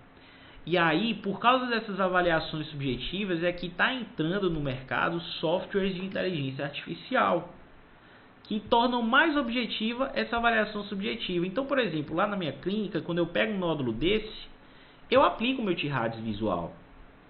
Só que eu boto no software de inteligência artificial, ele me diz aqui o seguinte, ó, você viu o seu Tirades aí, beleza, mas o meu Tirades aqui, comparando com milhares de casos que foram biopsiados, é X, é Y, é Z. Então, a inteligência artificial está chegando para fazer isso, ou seja, às vezes eu pego um nódulo desse aqui e dou Tirades 4, ela me diz que é 5. Às vezes eu pego e dou Tirades 3, ela me diz que é 4. Às vezes eu pego que eu acho que é 3, ela me diz que é 2, que é 1. Então, ajuda demais, aumenta muito a acurácia, tá bom? Então, beleza. Essa aqui, você poderia dar margem regular ou talvez, por causa disso aqui, dar irregular. Variação do examinador. O que mais? Calcificação. Não dá para falar em calcificação nesse caso aqui. Então vamos lá, ó. Sólido, hipo, poderia ter sido dado muito, tá? Mais alto que largo. Margem regular, você poderia ter dado irregular. E focos ecogênicos ausentes. Só pelo fato de ser mais alto do que largo, ele ganhou 3 pontos. Sólido, hipo, quantos deu? 7. 7 pontos ou mais. Tirades 5. Então, mesmo que eu tivesse dado muito hipo aqui ou irregular aqui, não ia mudar. O máximo é 5. Tá bom? Tá? Então, Tirades 5. É um nódulo altamente suspeito. E uma das características que levou a essa suspeição é o fato de ser mais alto do que largo. No transversal. Tá bom? Outro. Sólido. Hipo. Não te julgarei se você desse ISO aí. Só que esse é mais largo do que alto, tem margem regular, mas tem os focos, ó. Tem os focos ecogênicos aqui, ó, branquinho aqui, ó, branco aqui, aqui, tá vendo, ó? Tem os focos aí. Isso significa que ganhou 3 pontos. Foi para 7, Tirades 5. Beleza? Resumo do resumo. Sólido isoecoico, Tirades 3. Sólido hipoecoico, Tirades 4. Tá bom? Para você chegar no 5, geralmente tem alguma dessas características aí. A margem regular, mais alto do que largo ou foco ecogênico, tá bom? A maioria esmagadora dos nódulos do dia a dia são Tirades 3 ou Tirades 4. Nódulo com macrocalcificação. Como é que eu sei que é macrocalcificação? Ela tem mais de 1 milímetro e ela faz sombra, tá? Nesse caso a gente tem macrocalcificação, tem calcificação periférica, está fazendo sombra. Então, ó, opa. Então, nódulo com macrocalcificação, eu vejo sombra. Nódulo com calcificação periférica pode ou não ter sombra, tá bom? Mas muitas vezes tem sombra. E aí, qual é o cuidado? Se você pega um nódulo que tem calcificação periférica e a sombra apaga o nódulo, ou seja, você não consegue ver composição e ecogenicidade, você vai considerar esse nódulo como sólido e você vai considerar essa composição como ISO, tá bom? Só que você já ganha ponto da calcificação. Então não tem como, ó, pelo T-Radius aqui, ó, por exemplo, aqui, calcificação. Ah, aqui não está escrito. Ah, aqui, ó. Do not add further points for... Não, peraí. Aqui. Assign 2 points if composition cannot be determined because of calcification. Ou seja, vai dar 2 pontos se não der para ver a composição porque tem, a sombra da calcificação não deixa. Ecogenicidade. Assign 1 point if ecogenicity cannot be determined. Ou seja, dê um ponto se você não pode determinar a ecogenicidade, que é o mesmo ponto do ISO e do hiper. Ou seja, tem calcificação na periferia, você não vê o nódulo, ele ganha no mínimo 3 pontos, mais a ponto da calcificação. Ou seja, quantos pontos aqui da periférica? 2. Então 2 mais 3, 5. Esse nódulo no mínimo é T-Radius 4. No mínimo é T-Radius 4. Esse nódulo que você só vê o cálcio lá e sombra, é no mínimo T-Radius 4. Combinado? Beleza. Esse aqui ainda dava para ver a composição, ó. Sólido hipo eu daria, sólido hipo. Então, 4 com mais 2, 6, ainda seria T-Radius 4.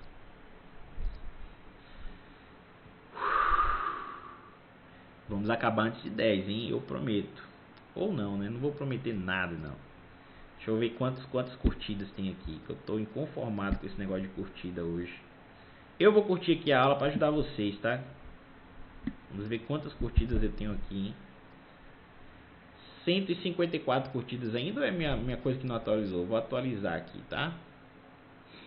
Atualizar. Dar uma chance a vocês. 192 ao vivo e 200... Aí, galera! Agora eu gostei, hein? Ah, agora eu gostei. Se inscreve no canal também, hein? Temos 200 e poucas curtidas e 190 pessoas ao vivo. Gostei. Não que eu gostei de ter 190 pessoas ao vivo, mas sim que todo mundo provavelmente curtiu. Muito bem. Agora é se inscrever no canal, tá? Não acabou não. Não acabei com vocês não. Não acabou não, Jéssica. Agora é se inscrever no canal. Anatomia do ombro é 90% do que você precisa para fazer um exame de ombro músculo erétil. Gente, as patologias do músculo erétil são muito repetitivas.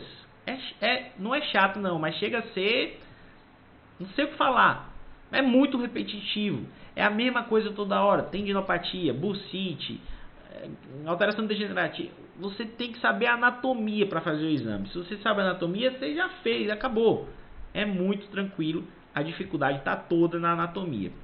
Olha só, a gente tem no ombro lá alguns músculos que geram alguns tendões, e esses tendões é o que a gente vai ver no exame. Tendão do cabo longo do bíceps, que corre na fossa bicipital aqui, ó, entre os tubérculos do húmero. A gente tem o subescapular, que vem por baixo da escápula, e o ventre insere aqui no tubérculo menor. E o supraespinhal e infraespinhal. O supraespinhal ele está lá por trás da escápula, na parte de cima, acima da espinha da escápula. E o infraespinhal está lá atrás da escápula, só que na parte de baixo, abaixo da espinha da escápula. E ambos vêm para frente aqui, ó, para se inserir no tubérculo maior do húmero. E tem uma estruturinha aqui que faz com que o atrito entre o acrômio e o supraespinhal não faça o seu supraespinhal romper, que é a bursa. Só que se a bursa toda hora está sofrendo lá, está sofrendo, ela inflama e acumula líquido, tá bom? Então vamos lá. Subescapular insere no tubérculo menor. O supraespinhal, ó, supraespinhal e infraespinhal vão inserir no tubérculo maior. A gente tem aqui também a espinha da escápula, que gera o que aqui, ó?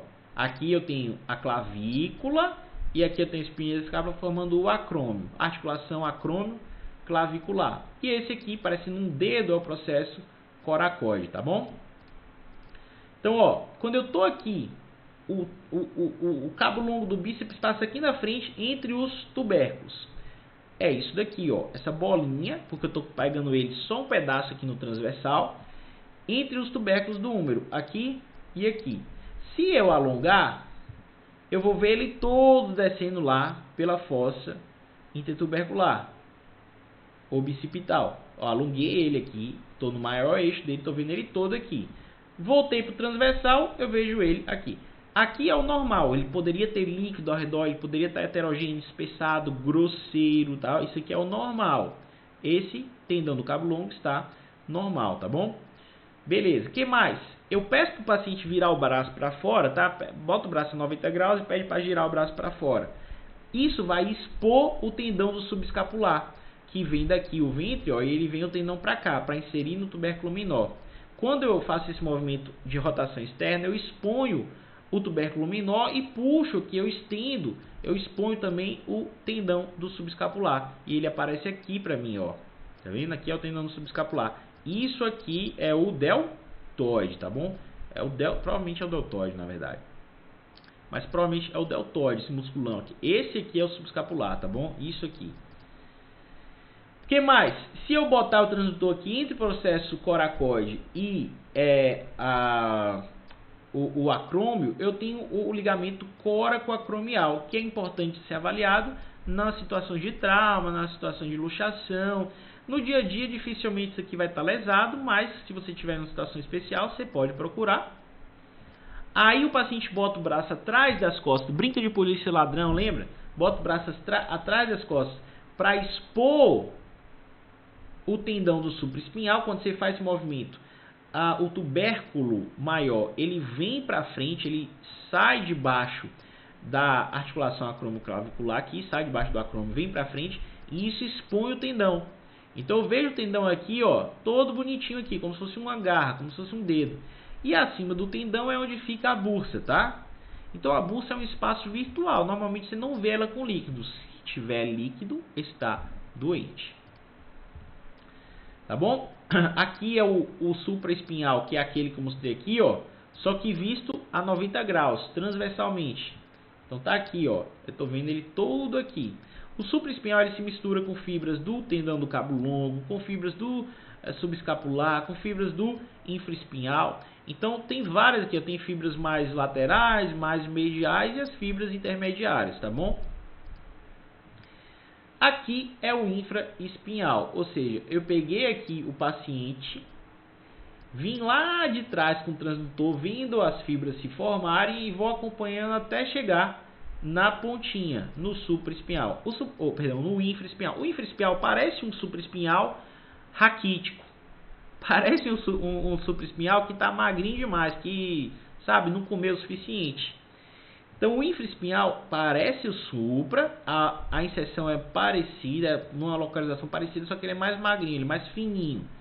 E se você tiver dificuldade, você vai seguir ele lá de trás para encontrar ele aqui, tá bom? O supra está bem pertinho aqui, então se você não fizer com cuidado, você chama um achando que é o outro. A articulação acromioclavicular, você vê o osso e nada mais, porque o osso não deixa o som passar, mas você tem que saber que ela está ali para ver se tem degeneração ou se tem luxação. E o recesso posterior, ou seja, a glenomeral posterior, o recesso posterior, eu estou vendo aqui a cabeça, uma parte da glenoide e a cabeça do húmero. Esse é o melhor lugar para ver se tem derrame do ombro.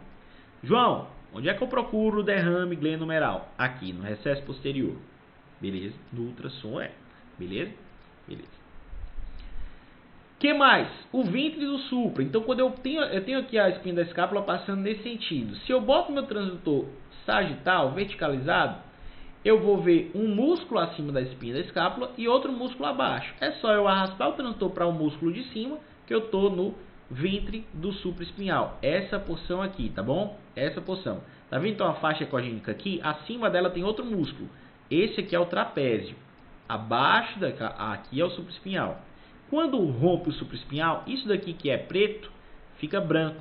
Lipossubstitui. No ultrassom, a gordura é branca. Vocês viram lá o que a gente falou na aula passada sobre o lipoma hepático. Então fica branco, porque lipo substitui, porque não está usando, tá? E o infraespinhal é a mesma coisa. Ou seja, se você está achando que o tendão está rompido, você procura o ventre e ele não está branco, pense duas vezes. Olha, se você que não está acertando no fazer imagem desse tendão, tendão rompido, vai ter ventre lipossubstituído, ok? A não ser que o paciente acabou de ter o trauma, ele acabou de romper o tendão, você fez o ultrassom na hora. Aí pode ser que não esteja, mas em ambulatório normal ele sempre vai estar. Sempre é uma palavra forte, né? Mas assim, todos os casos que eu já peguei e de todo mundo que eu já vi pegar, tá lipossubstituído. Vocês entenderam? Anatomia do punho básica, olha só. Exame do punho, de músculo, de ombro, de punho, de músculo. É anatomia, gente. Patologia é ridículo. Patologia é ridículo. É a anatomia que importa. Com a anatomia você faz diagnóstico. Patologia é ridículo. É repetitivo. É pouca coisa. Então, anatomia do punho aqui. Eu tenho os ossos do carpo. Sobre eles eu tenho os tendões que estendem os dedos. Os tendões que fazem isso aqui, ó. Tá? Então, são os tendões extensores. E aqui embaixo, a gente tem os tendões que fazem isso aqui, ó. Flexores, tá? Tendões flexores do punho, não esqueça. O osso aqui não deixa você ver ele direito. O que você vai ver bem? Os extensores, tá? E é onde costuma ter doença. O que mais que tem aqui? O nervo mediano. O que mais que tem aqui? O ligamento transverso do carpo. Então, o ligamento transverso do carpo eu não enxergo. Eu sei que ele está ali. Eu não enxergo, tá? Eu sei que ele está ali. E eu tenho que medir o nervo mediano antes do nervo mediano mergulhar embaixo do ligamento. Porque quando ele mergulha no ligamento, ele espreme. E se está espremendo demais, o nervo antes fica espessado. Síndrome do túnel do carpo. Tá bom? Então, se você medir uma síndrome do túnel do carpo embaixo do ligamento, você corre o risco de dar um falso negativo.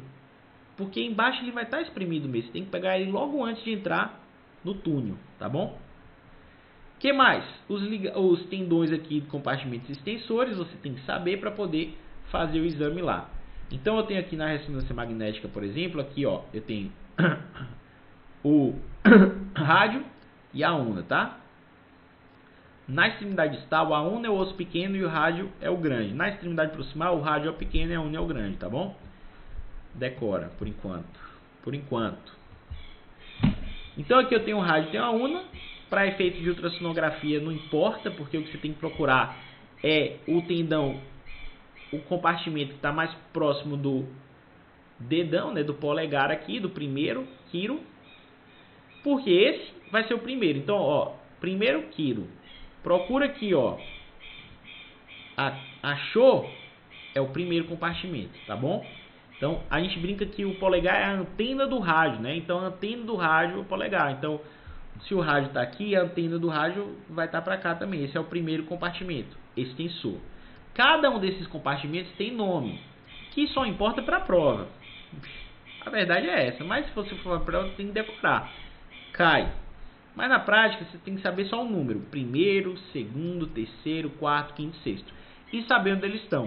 Então, o primeiro fica lá juntinho do rádio, o segundo também, o terceiro também. Inclusive, o terceiro é colado com o tubérculo de Listek, que é uma pontinha assim, uma protuberância óssea. O quarto é o mais gordinho e heterogêneo de todos, mas isso é normal. E o 5 é o mais fininho e obliquado, tá? Ele é o que mais dá trabalho de pegar. E o 6 está lá junto da una. Ah, lembrando que o nervo mediano está na face volar, ou seja, essa face aqui, ó, face volar do carpo. Face dorsal, face volar. Então, estou fazendo o exame aqui e botei aqui ó, a antena do rádio aqui, de polegar a antena do rádio. O que eu achar aqui nessa direção é o 1. Então, achei aqui, ó, primeiro compartimento. Por que é importante? Porque se tiver doendo aí, se você bota o transdutor, tá doendo, bota o transdutor, tá gordo, tem líquido ao redor da bainha do tendão. O paciente sente dor, sim, sinal de Tinel positivo, aquele assim, ó. Isso é a tendinopatia de Kervan. Lembra, já ouviu falar disso? Cai em prova isso aí de residência até. Tendinopatia de Kervan. Aquela assim, ó. É esse o compartimento que está comprometido, tá bom? O número 2 é esse daqui. Não acontece muita coisa com ele, a não ser que às vezes tem síndrome de de compressão, né? Às vezes o 2 cruza com 1, o 3 cruza com 2, você pode ter síndromes compressivas, mas ele fica aqui, ele é 2 em 1, tá? O extensor radial longo e breve, eles ficam coladinhos aqui. O 3, aqui é o tubérculo de Lister, o 3 fica sempre coladinho com o tubérculo de Lister. João, não tô vendo nada, no início é assim mesmo, não vai ver nada. Mas ele tá aqui, ó, tubérculo de Lister. E aqui a gente já está começando a ver o quarto compartimento, beleza? Aqui o quarto compartimento mais bonito, geralmente ele tem um retináculo mais visível e ele tem um aspecto mais heterogêneo, e isso é normal. Você vai dizer, esse quarto tá doente. Não tá doente não, é normal. Não, eu tenho certeza, tá muito feio. É normal, tá bom? Quinto compartimento, que é o mais obliquado, ele é sempre oblíquozinho assim. Se você tentar pegar ele transversal, você não vai pegar. Ele é bem oblíquozinho e ele tá sempre, ó, ele é obliquado e ele tá sempre fininho, tá? Ele é um compartimento bem difícil de ver, tá bom? E o sexto compartimento, que também tem um retináculo bem visível. Não confunda isso aqui com doença, principalmente se o paciente não tem sintoma, e é bem assim, fica junto ali da una, tá? E a estrela do punho, que é o nervo mediano. O nervo mediano, ele tem uma ecotextura, ele tem um aspecto diferente, ele tem um aspecto fibrilar ou fascicular, ou seja, é como se fossem vários pontinhos pretos aqui quando você pega ele no transversal. Se você pegar no longitudinal, é como se fossem várias fibras pretas, mas no transversal, vários pontinhos pretos, tá? E ele fica nessa localização aqui do túnel do carpo. Claro, se você voltar, você vai ver ele. Se você for para frente, você vai ver ele até certo ponto, tá bom? O ideal é que você pegue ele logo antes dele entrar ali no ligamento transverso do carpo, que fica mais ou menos por aqui, tá bom? Você não vê o ligamento na maioria das vezes. Então, o ideal é que você não pegue ele no ponto que ele está mais esmagado. O ideal é que você pegue ele um pouco antes, quando ele ainda não está sendo comprimido, tá bom? Vamos para casos. Dor no aspecto radial do punho que piora a extensão. O que é isso aí, gente? Vão falando aí enquanto eu vou vendo vocês escreverem no chat. Fala, Renatão. Renatão Buril.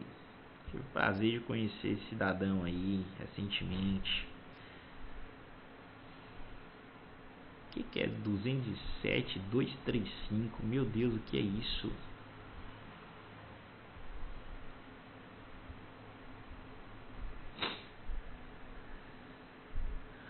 Quais critérios para diferenciar nódulo tireoidiano de localização posterior de nódulo de paratireoide? Tem algum para afirmar com mais certeza? Não!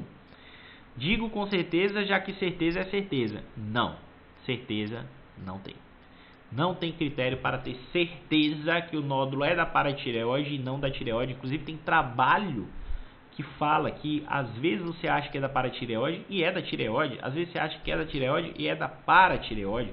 Existe paratireoide intratireoidiana. A localização típica é extra posterior ali junto aos polos. Mas existe paratireoide intratireoidiana. Então certeza não dá para ter. O que vai direcionar a suspeita? É um nódulo bem hipoecóico, bem redondinho, nessas localizações que eu estou falando, posterior e junto aos polos. Além disso, o paciente tipicamente vai ter alteração do cálcio, tá? Ele vai ter um cálcio alto circulante e cálcio baixo nos ossos. Ele vai ter o hiperparatireoidismo, né? Porque a paratireoide está produzindo hormônio. Mas certeza não existe nesse caso, tá bom? O que eu recomendo é entre os diferenciais, o tendo como diferencial relevante, entendeu? Tendo sinovite de Kervan, muito bem, galera, jogaram muito duro. Olha só, olha como esse tendão está heterogêneo, gordinho e tem líquido ao redor. O líquido peritendíneo aqui está inflamado. O paciente tinha queixa de dor. Sinal de Tindel positivo. Tendinossinovite de Kervan. Dor e parestesia no primeiro, segundo e terceiro quirodátilos. Que é isso aí? Dor e parestesia, primeiro, segundo e terceiro quirodátilos. Tendo mais de um nódulo, o T-Radix é maior? Não. É do maior? Não. Tendo mais de um nódulo, cada nódulo tem o seu T-Radix. É diferente da mama. Na mama, tendo mais de um nódulo, o B-Radix é o que for o pior. Então tem 3 nódulos na mama. 2 são 3 e 1 é 5. O B-Radix na mama é 5. Na tireoide não. Cada nódulo tireoidiano tem o seu próprio T-Radix. Não raras vezes também já peguei para paciente fazendo exame de controle de nódulos dos lados anteriores sem T-Radix. Sem T-Radix é muito comum, porque assim, tem muita gente que não bota isso na prática ainda, apesar de ser uma coisa que já está assim muito disseminado. Hoje faz vergonha se você não botar o T-Radix no nódulo da tireoide. Assim, a mama também, B-Radix tem que ter, mas nem todo mundo aderiu. Mas quem não aderiu tá passando vergonha, tá bom? Só para falar.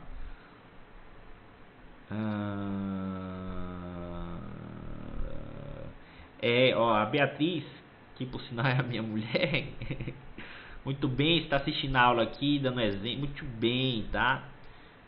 A foto tá bonita, gostei dessa foto, hein, Bia?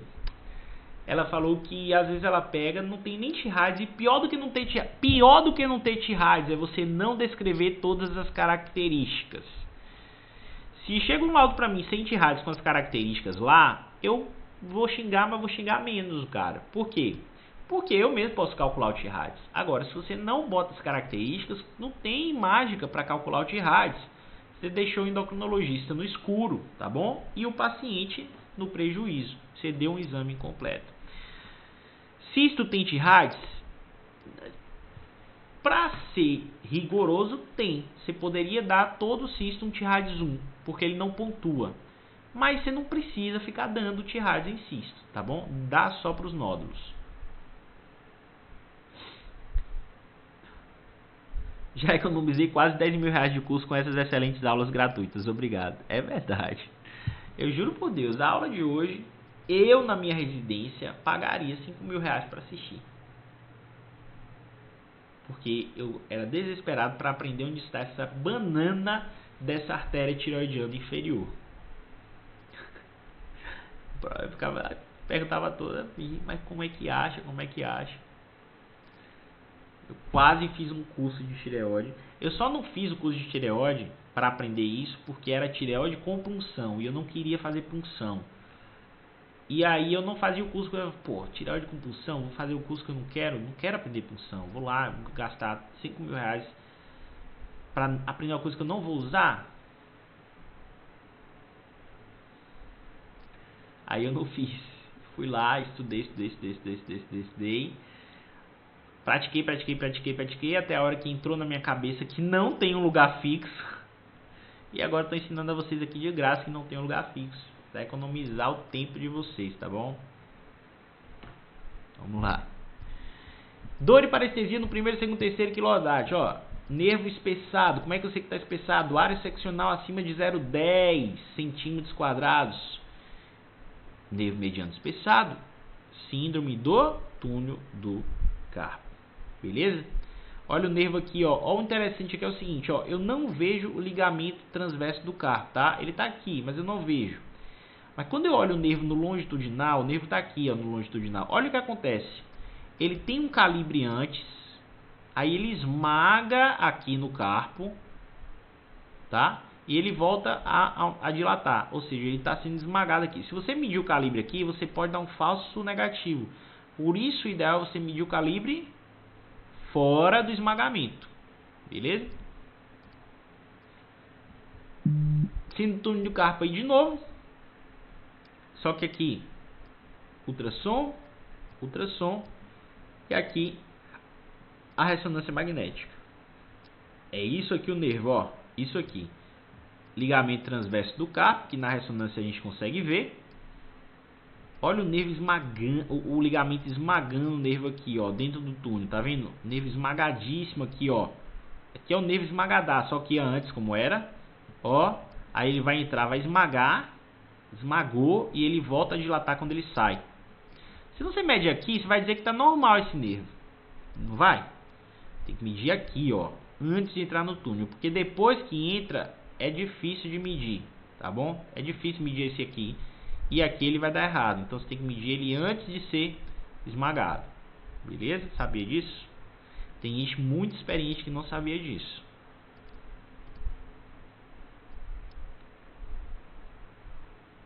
Se você disse que não sabia disso, você acaba de economizar mais 10 mil reais.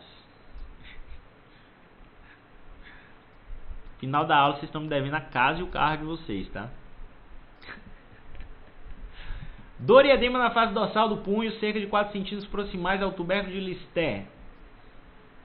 Aí você olha lá, essa localização, o paciente já está doendo aqui, doutor, aqui, ó. Aí você bota o transdutor, tem 2 tendões estranhos, gordos, heterogêneos, com líquido peritendíneo. E aí você vê esse vídeo aqui.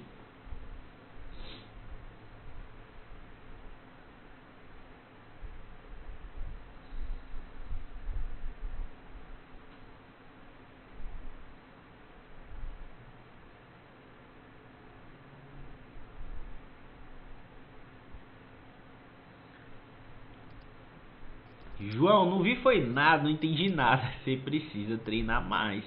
Tudo bem não ver nada de primeira. Anatomia musculoesquelética no ultrassom é a anatomia mais desafiadora que tem. Mas a vantagem é que praticamente aprendeu anatomia, você já aprendeu tudo, que as patologias são ridículas. Então você tem tendões que estão espessados, heterogêneos com líquido peritendíneo.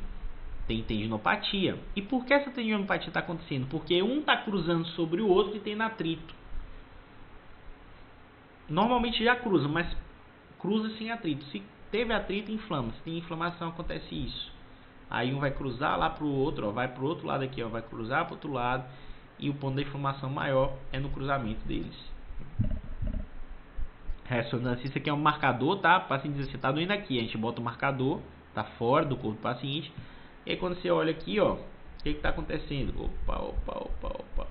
Aqui, ó, tendão não, perdão, gente. É complexo extensor, compartimento extensor. E um cruza sobre o outro aqui, ó. Aqui, vem daqui e vai pra cá. Tá vendo? Vem daqui e vai pra cá. Vem daqui e vai pra cá. E na hora que eles estão cruzando é onde tem mais sinal alterado ao redor. Ou seja, a inflamação é nesse momento aqui, ó. Tá tendo atrito, tá?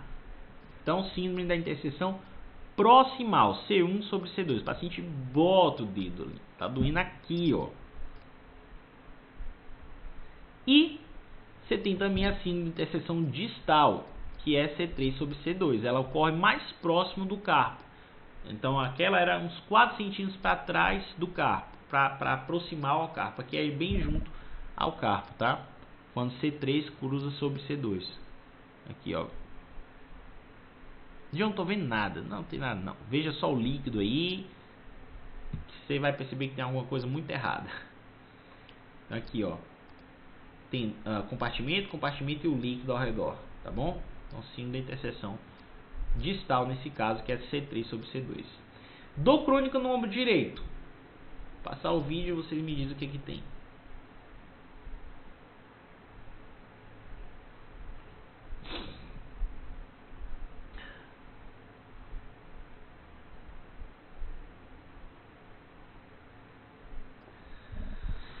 O que tem aí, gente? O que é isso aqui? É o compartimento posterior, recesso posterior ou aspecto posterior da glenohumeral. Olha só, glenoide, húmero, mexeu o húmero, tá aqui o líquido, ó. O que é isso? É derrame articular, beleza? Derrame glenohumeral. Dor crônica no ombro direito. Isso aqui é o húmero, sulco intertubercular, tendão do cabo longo, tem líquido ao redor do tendão. Quando eu olho no longitudinal, olha como está grosso, espessado, heterogêneo. O que é isso? É uma tendinossinovite da cabeça longa. O que é isso aqui? Supraespinhal, gordinho, heterogêneo, feio, pouquinho de líquido aqui na bursa. O que é isso? É uma tendinopatia do supraespinhal. As patologias são repetitivas. Tendão, espessado, heterogêneo, hipoecoico, tendinopatia. tem líquido ao redor da bainha, tem no sinovite, tem, sei lá, enfim, é muito repetitivo. Agora, se você procura o tendão e você não acha, por exemplo, procura o supraespinhal e só vê a cabeça do húmero, cuidado para não confundir. Isso aqui é o deltoide, tá? Isso aqui é o deltoide. Você bota no aspecto longo, tem que fazer aquela garra. Isso aqui não é o supraespinhal, isso aqui é o deltoide, tá bom? Aqui é subcutâneo, derme, subcutâneo, deltoide e não tem mais nada, vai direto pro osso. Isso aqui a gente chama de cabeça careca. João, e esse negócio preto aqui é a cartilagem. Cartilagem, osso cortical, deltoide e pronto. Não tem tendão aqui, está roto. Agora tem tendão, só que o que está em cima do tendão, né, a bursa está espessada, heterogênea com líquido. Ó, parece que tem outro tendão. Parece que é um tendão e outro tendão. Aqui não é um tendão, aqui é a bursa. Isto é a famosa bursite, tá bom? Bursa espessada, heterogênea com líquido. Aquela bursa que tem só um pouquinho de líquido, eu não recomendo você chamar de bursite. Eu recomendo que você diga que tem distensão líquida da bursa. Essa daqui, parede espessada, heterogênea, líquido, aí você pode chamar de bursite com tranquilidade. O que mais? Eu tenho um tendão aqui e tem cálcio. Tendão e tem cálcio fazendo sombra, Cálcio no tendão? Que é isso?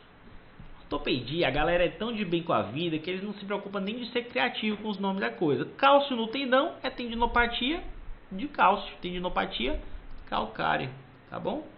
No raio-x aparece e como aparece, olha só, e como aparece. Foco ecogênico, faz sombra, tendinopatia calcária. E aqui, gente, tireoide, botei o caliper, fiz a medida do pico da velocidade, deu 150. Qual é o diagnóstico? Nem olha para a clínica. Qual é o diagnóstico? Velocidade pico, sistólico, tireoide inferior 150. Diagnóstico é Graves. Ó, a clínica nem precisava olhar. Esse pico de velocidade sistólica é Graves, tá? A clínica, tireotoxicose, hipertireoidismo. A doença é Graves. Aqui, olha só, inferno tireoidiano. Ah, João, inferno tireoidiano, já sei. Inferno, quem é que trabalha muito? É tireoide, quem que bota... inferno tireoidiano é Graves. Não! Inferno tireoidiano é clássico de Graves, mas não é exclusivo de Graves. Aqui eu tenho inferno tireoidiano, mas eu tenho aspecto pseudonodular. Pele de girafa. Quem é que eu penso? Eu penso em Hashimoto, tá? Se fizer o pico da velocidade sistólica aí, vai dar menor do que 40, tá bom? Palpitação, ansiedade, sudorese, perder peso, mulher de meia idade. Mas, João, como assim? A clínica não é de tireotoxicose? A fase inicial de Hashimoto pode fazer tireotoxicose? É a fase inicial. A tireoide está sendo destruída, está destruindo a tireoide muito rápido. O hormônio que já estava produzido e armazenado cai na corrente sanguínea porque a tireoide está sendo destruída. Não é porque está produzindo mais como no Graves. Entendeu? E agora vamos para o resumão. Seguinte. Cisto heterogêneo no ângulo da mandíbula. Ó. Ângulo da mandíbula. Eu penso em quem? Quem é que faz cisto heterogêneo no ângulo da mandíbula? Muito boa, Renato. Pô, Renato, você tá parecendo um radiologista agora, hein, velho? Vai ter que fazer rádio mesmo. As lesões no músculo esquelético muitas vezes vêm associadas. Então é muito comum você ter supra e infra de tendinopatia. Supra, infra, sub e cabo longo. Supra, infra, sub, cabo longo, alteração degenerativa e bursite. É muito comum ter isso. Mas continuando. Cisto heterogêneo no ângulo da mandíbula, você vai pensar em cisto de fenda branquial. Gente, fenda branquial, lembra o seguinte, a brânquia do peixe não é aqui? Não é aqui o furinho no pescoço do peixe para ele respirar? Então, cisto de fenda branquial é aqui também, ó. Fenda branquial, a brânquia do peixe, ó. Aqui. Prolongamento do istmo tireoidiano, aquela variação anatômica, o istmo tireoidiano está mais longo do que o normal, lobo piramidal. Causa mais comum de tireoidite, cuidado. Causa mais comum de tireoidite, padrão pseudonodular ou pele de girafa, atrofia na forma crônica. Quem é que faz? De graça, acabei de falar isso. Hashimoto. Causa mais comum de tireotoxicose, cuidado com isso. Eu estou falando do causa mais comum de tireotoxicose. Nem todo Hashimoto faz tireotoxicose. Alguns fazem. Então, tireoidite, a inflamação da tireoide, o mais comum é Hashimoto. Mas, quando está falando em tireotoxicose, ou seja, aquele boom de hormônio tireoidiano, o mais comum de causar isso é a doença que também faz bócio, inferno tireoidiano e VPS maior do que 40, doença de Graves. Sempre medir a forma do nódulo no Q. Mais largo do que alto, eu meço no Q. No longitudinal ou no transversal? Transversal. Muito hipercoico, se mais hipercoico que o músculo. Estrutura óssea adjacente ao terceiro compartimento, qual é? Não pensou que eu ia te perguntar isso, né? Tubérculo de Lister.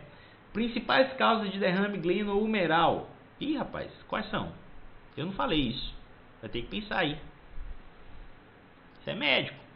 Ou vai ser. O que causa derrame glenohumeral? Alteração degenerativa, artrites, rotura tendínea, tá bom? Então tem várias causas de derrame glenohumeral, mas principalmente você vai pensar em osteoartrite e rotura tendínea. Combinado? Gostaram da aula 2? Vocês vão gostar mais da 3. Só se você assistir. É só se você vier. Eu não vou te obrigar, tá? Sexta-feira você pode escolher tomar uma cervejinha, passear, ir pro shopping, sair com os amigos. Sexta-feira, cara, é dia de maldade. Ou é o dia de você dar mais um passo em direção ao seu sucesso profissional. Só quem pode decidir se você vai ser um profissional bem sucedido ou não é você. E são decisões como essa, de sacrificar uma sexta-feira à noite, que vão fazer a diferença. Eu estou fazendo a minha parte. Eu vou estar aqui sexta-feira à noite, você estando ou você não estando. Se você não tiver, quem é que perde? Não sou eu. Vai ter muita gente aqui junto comigo aprendendo. Não deixa essa oportunidade passar. Isso aqui ocorre pouquíssimas vezes ao ano. Não espera isso daqui tão cedo de novo, tá bom? Então é sexta-feira junto comigo ou você vai morrer na praia. Sexta-feira é só as coisas mais indispensáveis que existem. Transvaginal, vai abrir uma agenda sem transvaginal. Você até abre, mas pô, velho. Eu não contrato, lá na minha clínica eu não contrato. Você não faz transvaginal não? Não contrato. Isso é obrigação. Obstetrícia é o que vai te permitir montar um consultório particular de sucesso se você quiser um dia. Olha o nome do evento, Maratona Viver de Ultrassom. Tu tá aqui pra quê? Eu acho que você pensa um dia, talvez, né? Quem sabe trabalhar com ultrassom. Ou se você já está trabalhando, se aperfeiçoar. Não pode faltar a aula 3. É uma das aulas mais importantes de todas. Combinado? Sexta-feira às 20 eu tô aqui te esperando. E ó, esse QR Codezinho aí é um QR Code de vaga preferencial. Segunda-feira que vem eu vou abrir uma vaga para o meu curso completo de ultrassonografia. Ah, mas João, completo como? Tu tá me ensinando tudo aqui? Não tô não, você não tem noção do quanto que tem de coisa ainda para você aprender junto comigo. Tem noção. Ó, só o módulo de emergência dentro do curso, tem mais de 4 horas de duração. Só a aula de emergências sem ser point of care tem umas 3 horas e meia.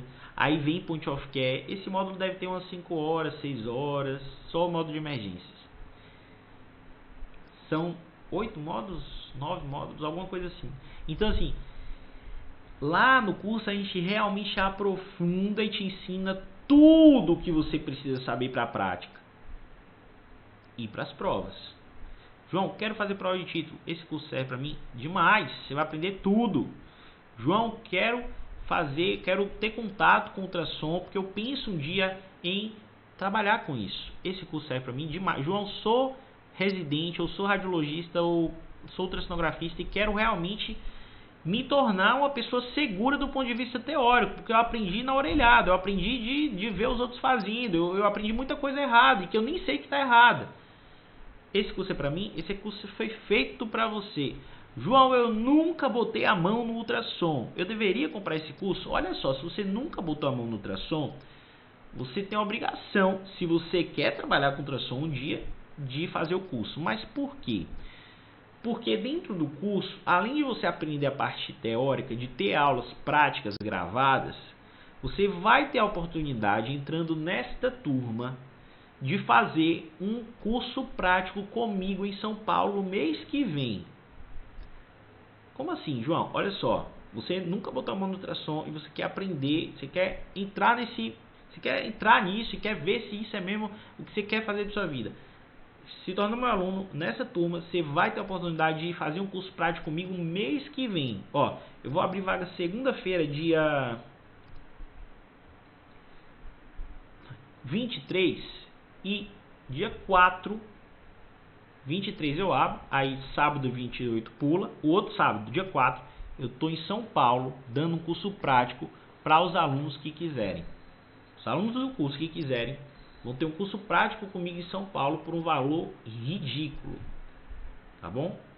Então, se você realmente está afim de dar o primeiro passo de ultrassom, o curso é online, João, como é que eu vou fazer? Você vai ter uma imersão prática em São Paulo comigo, tá bom?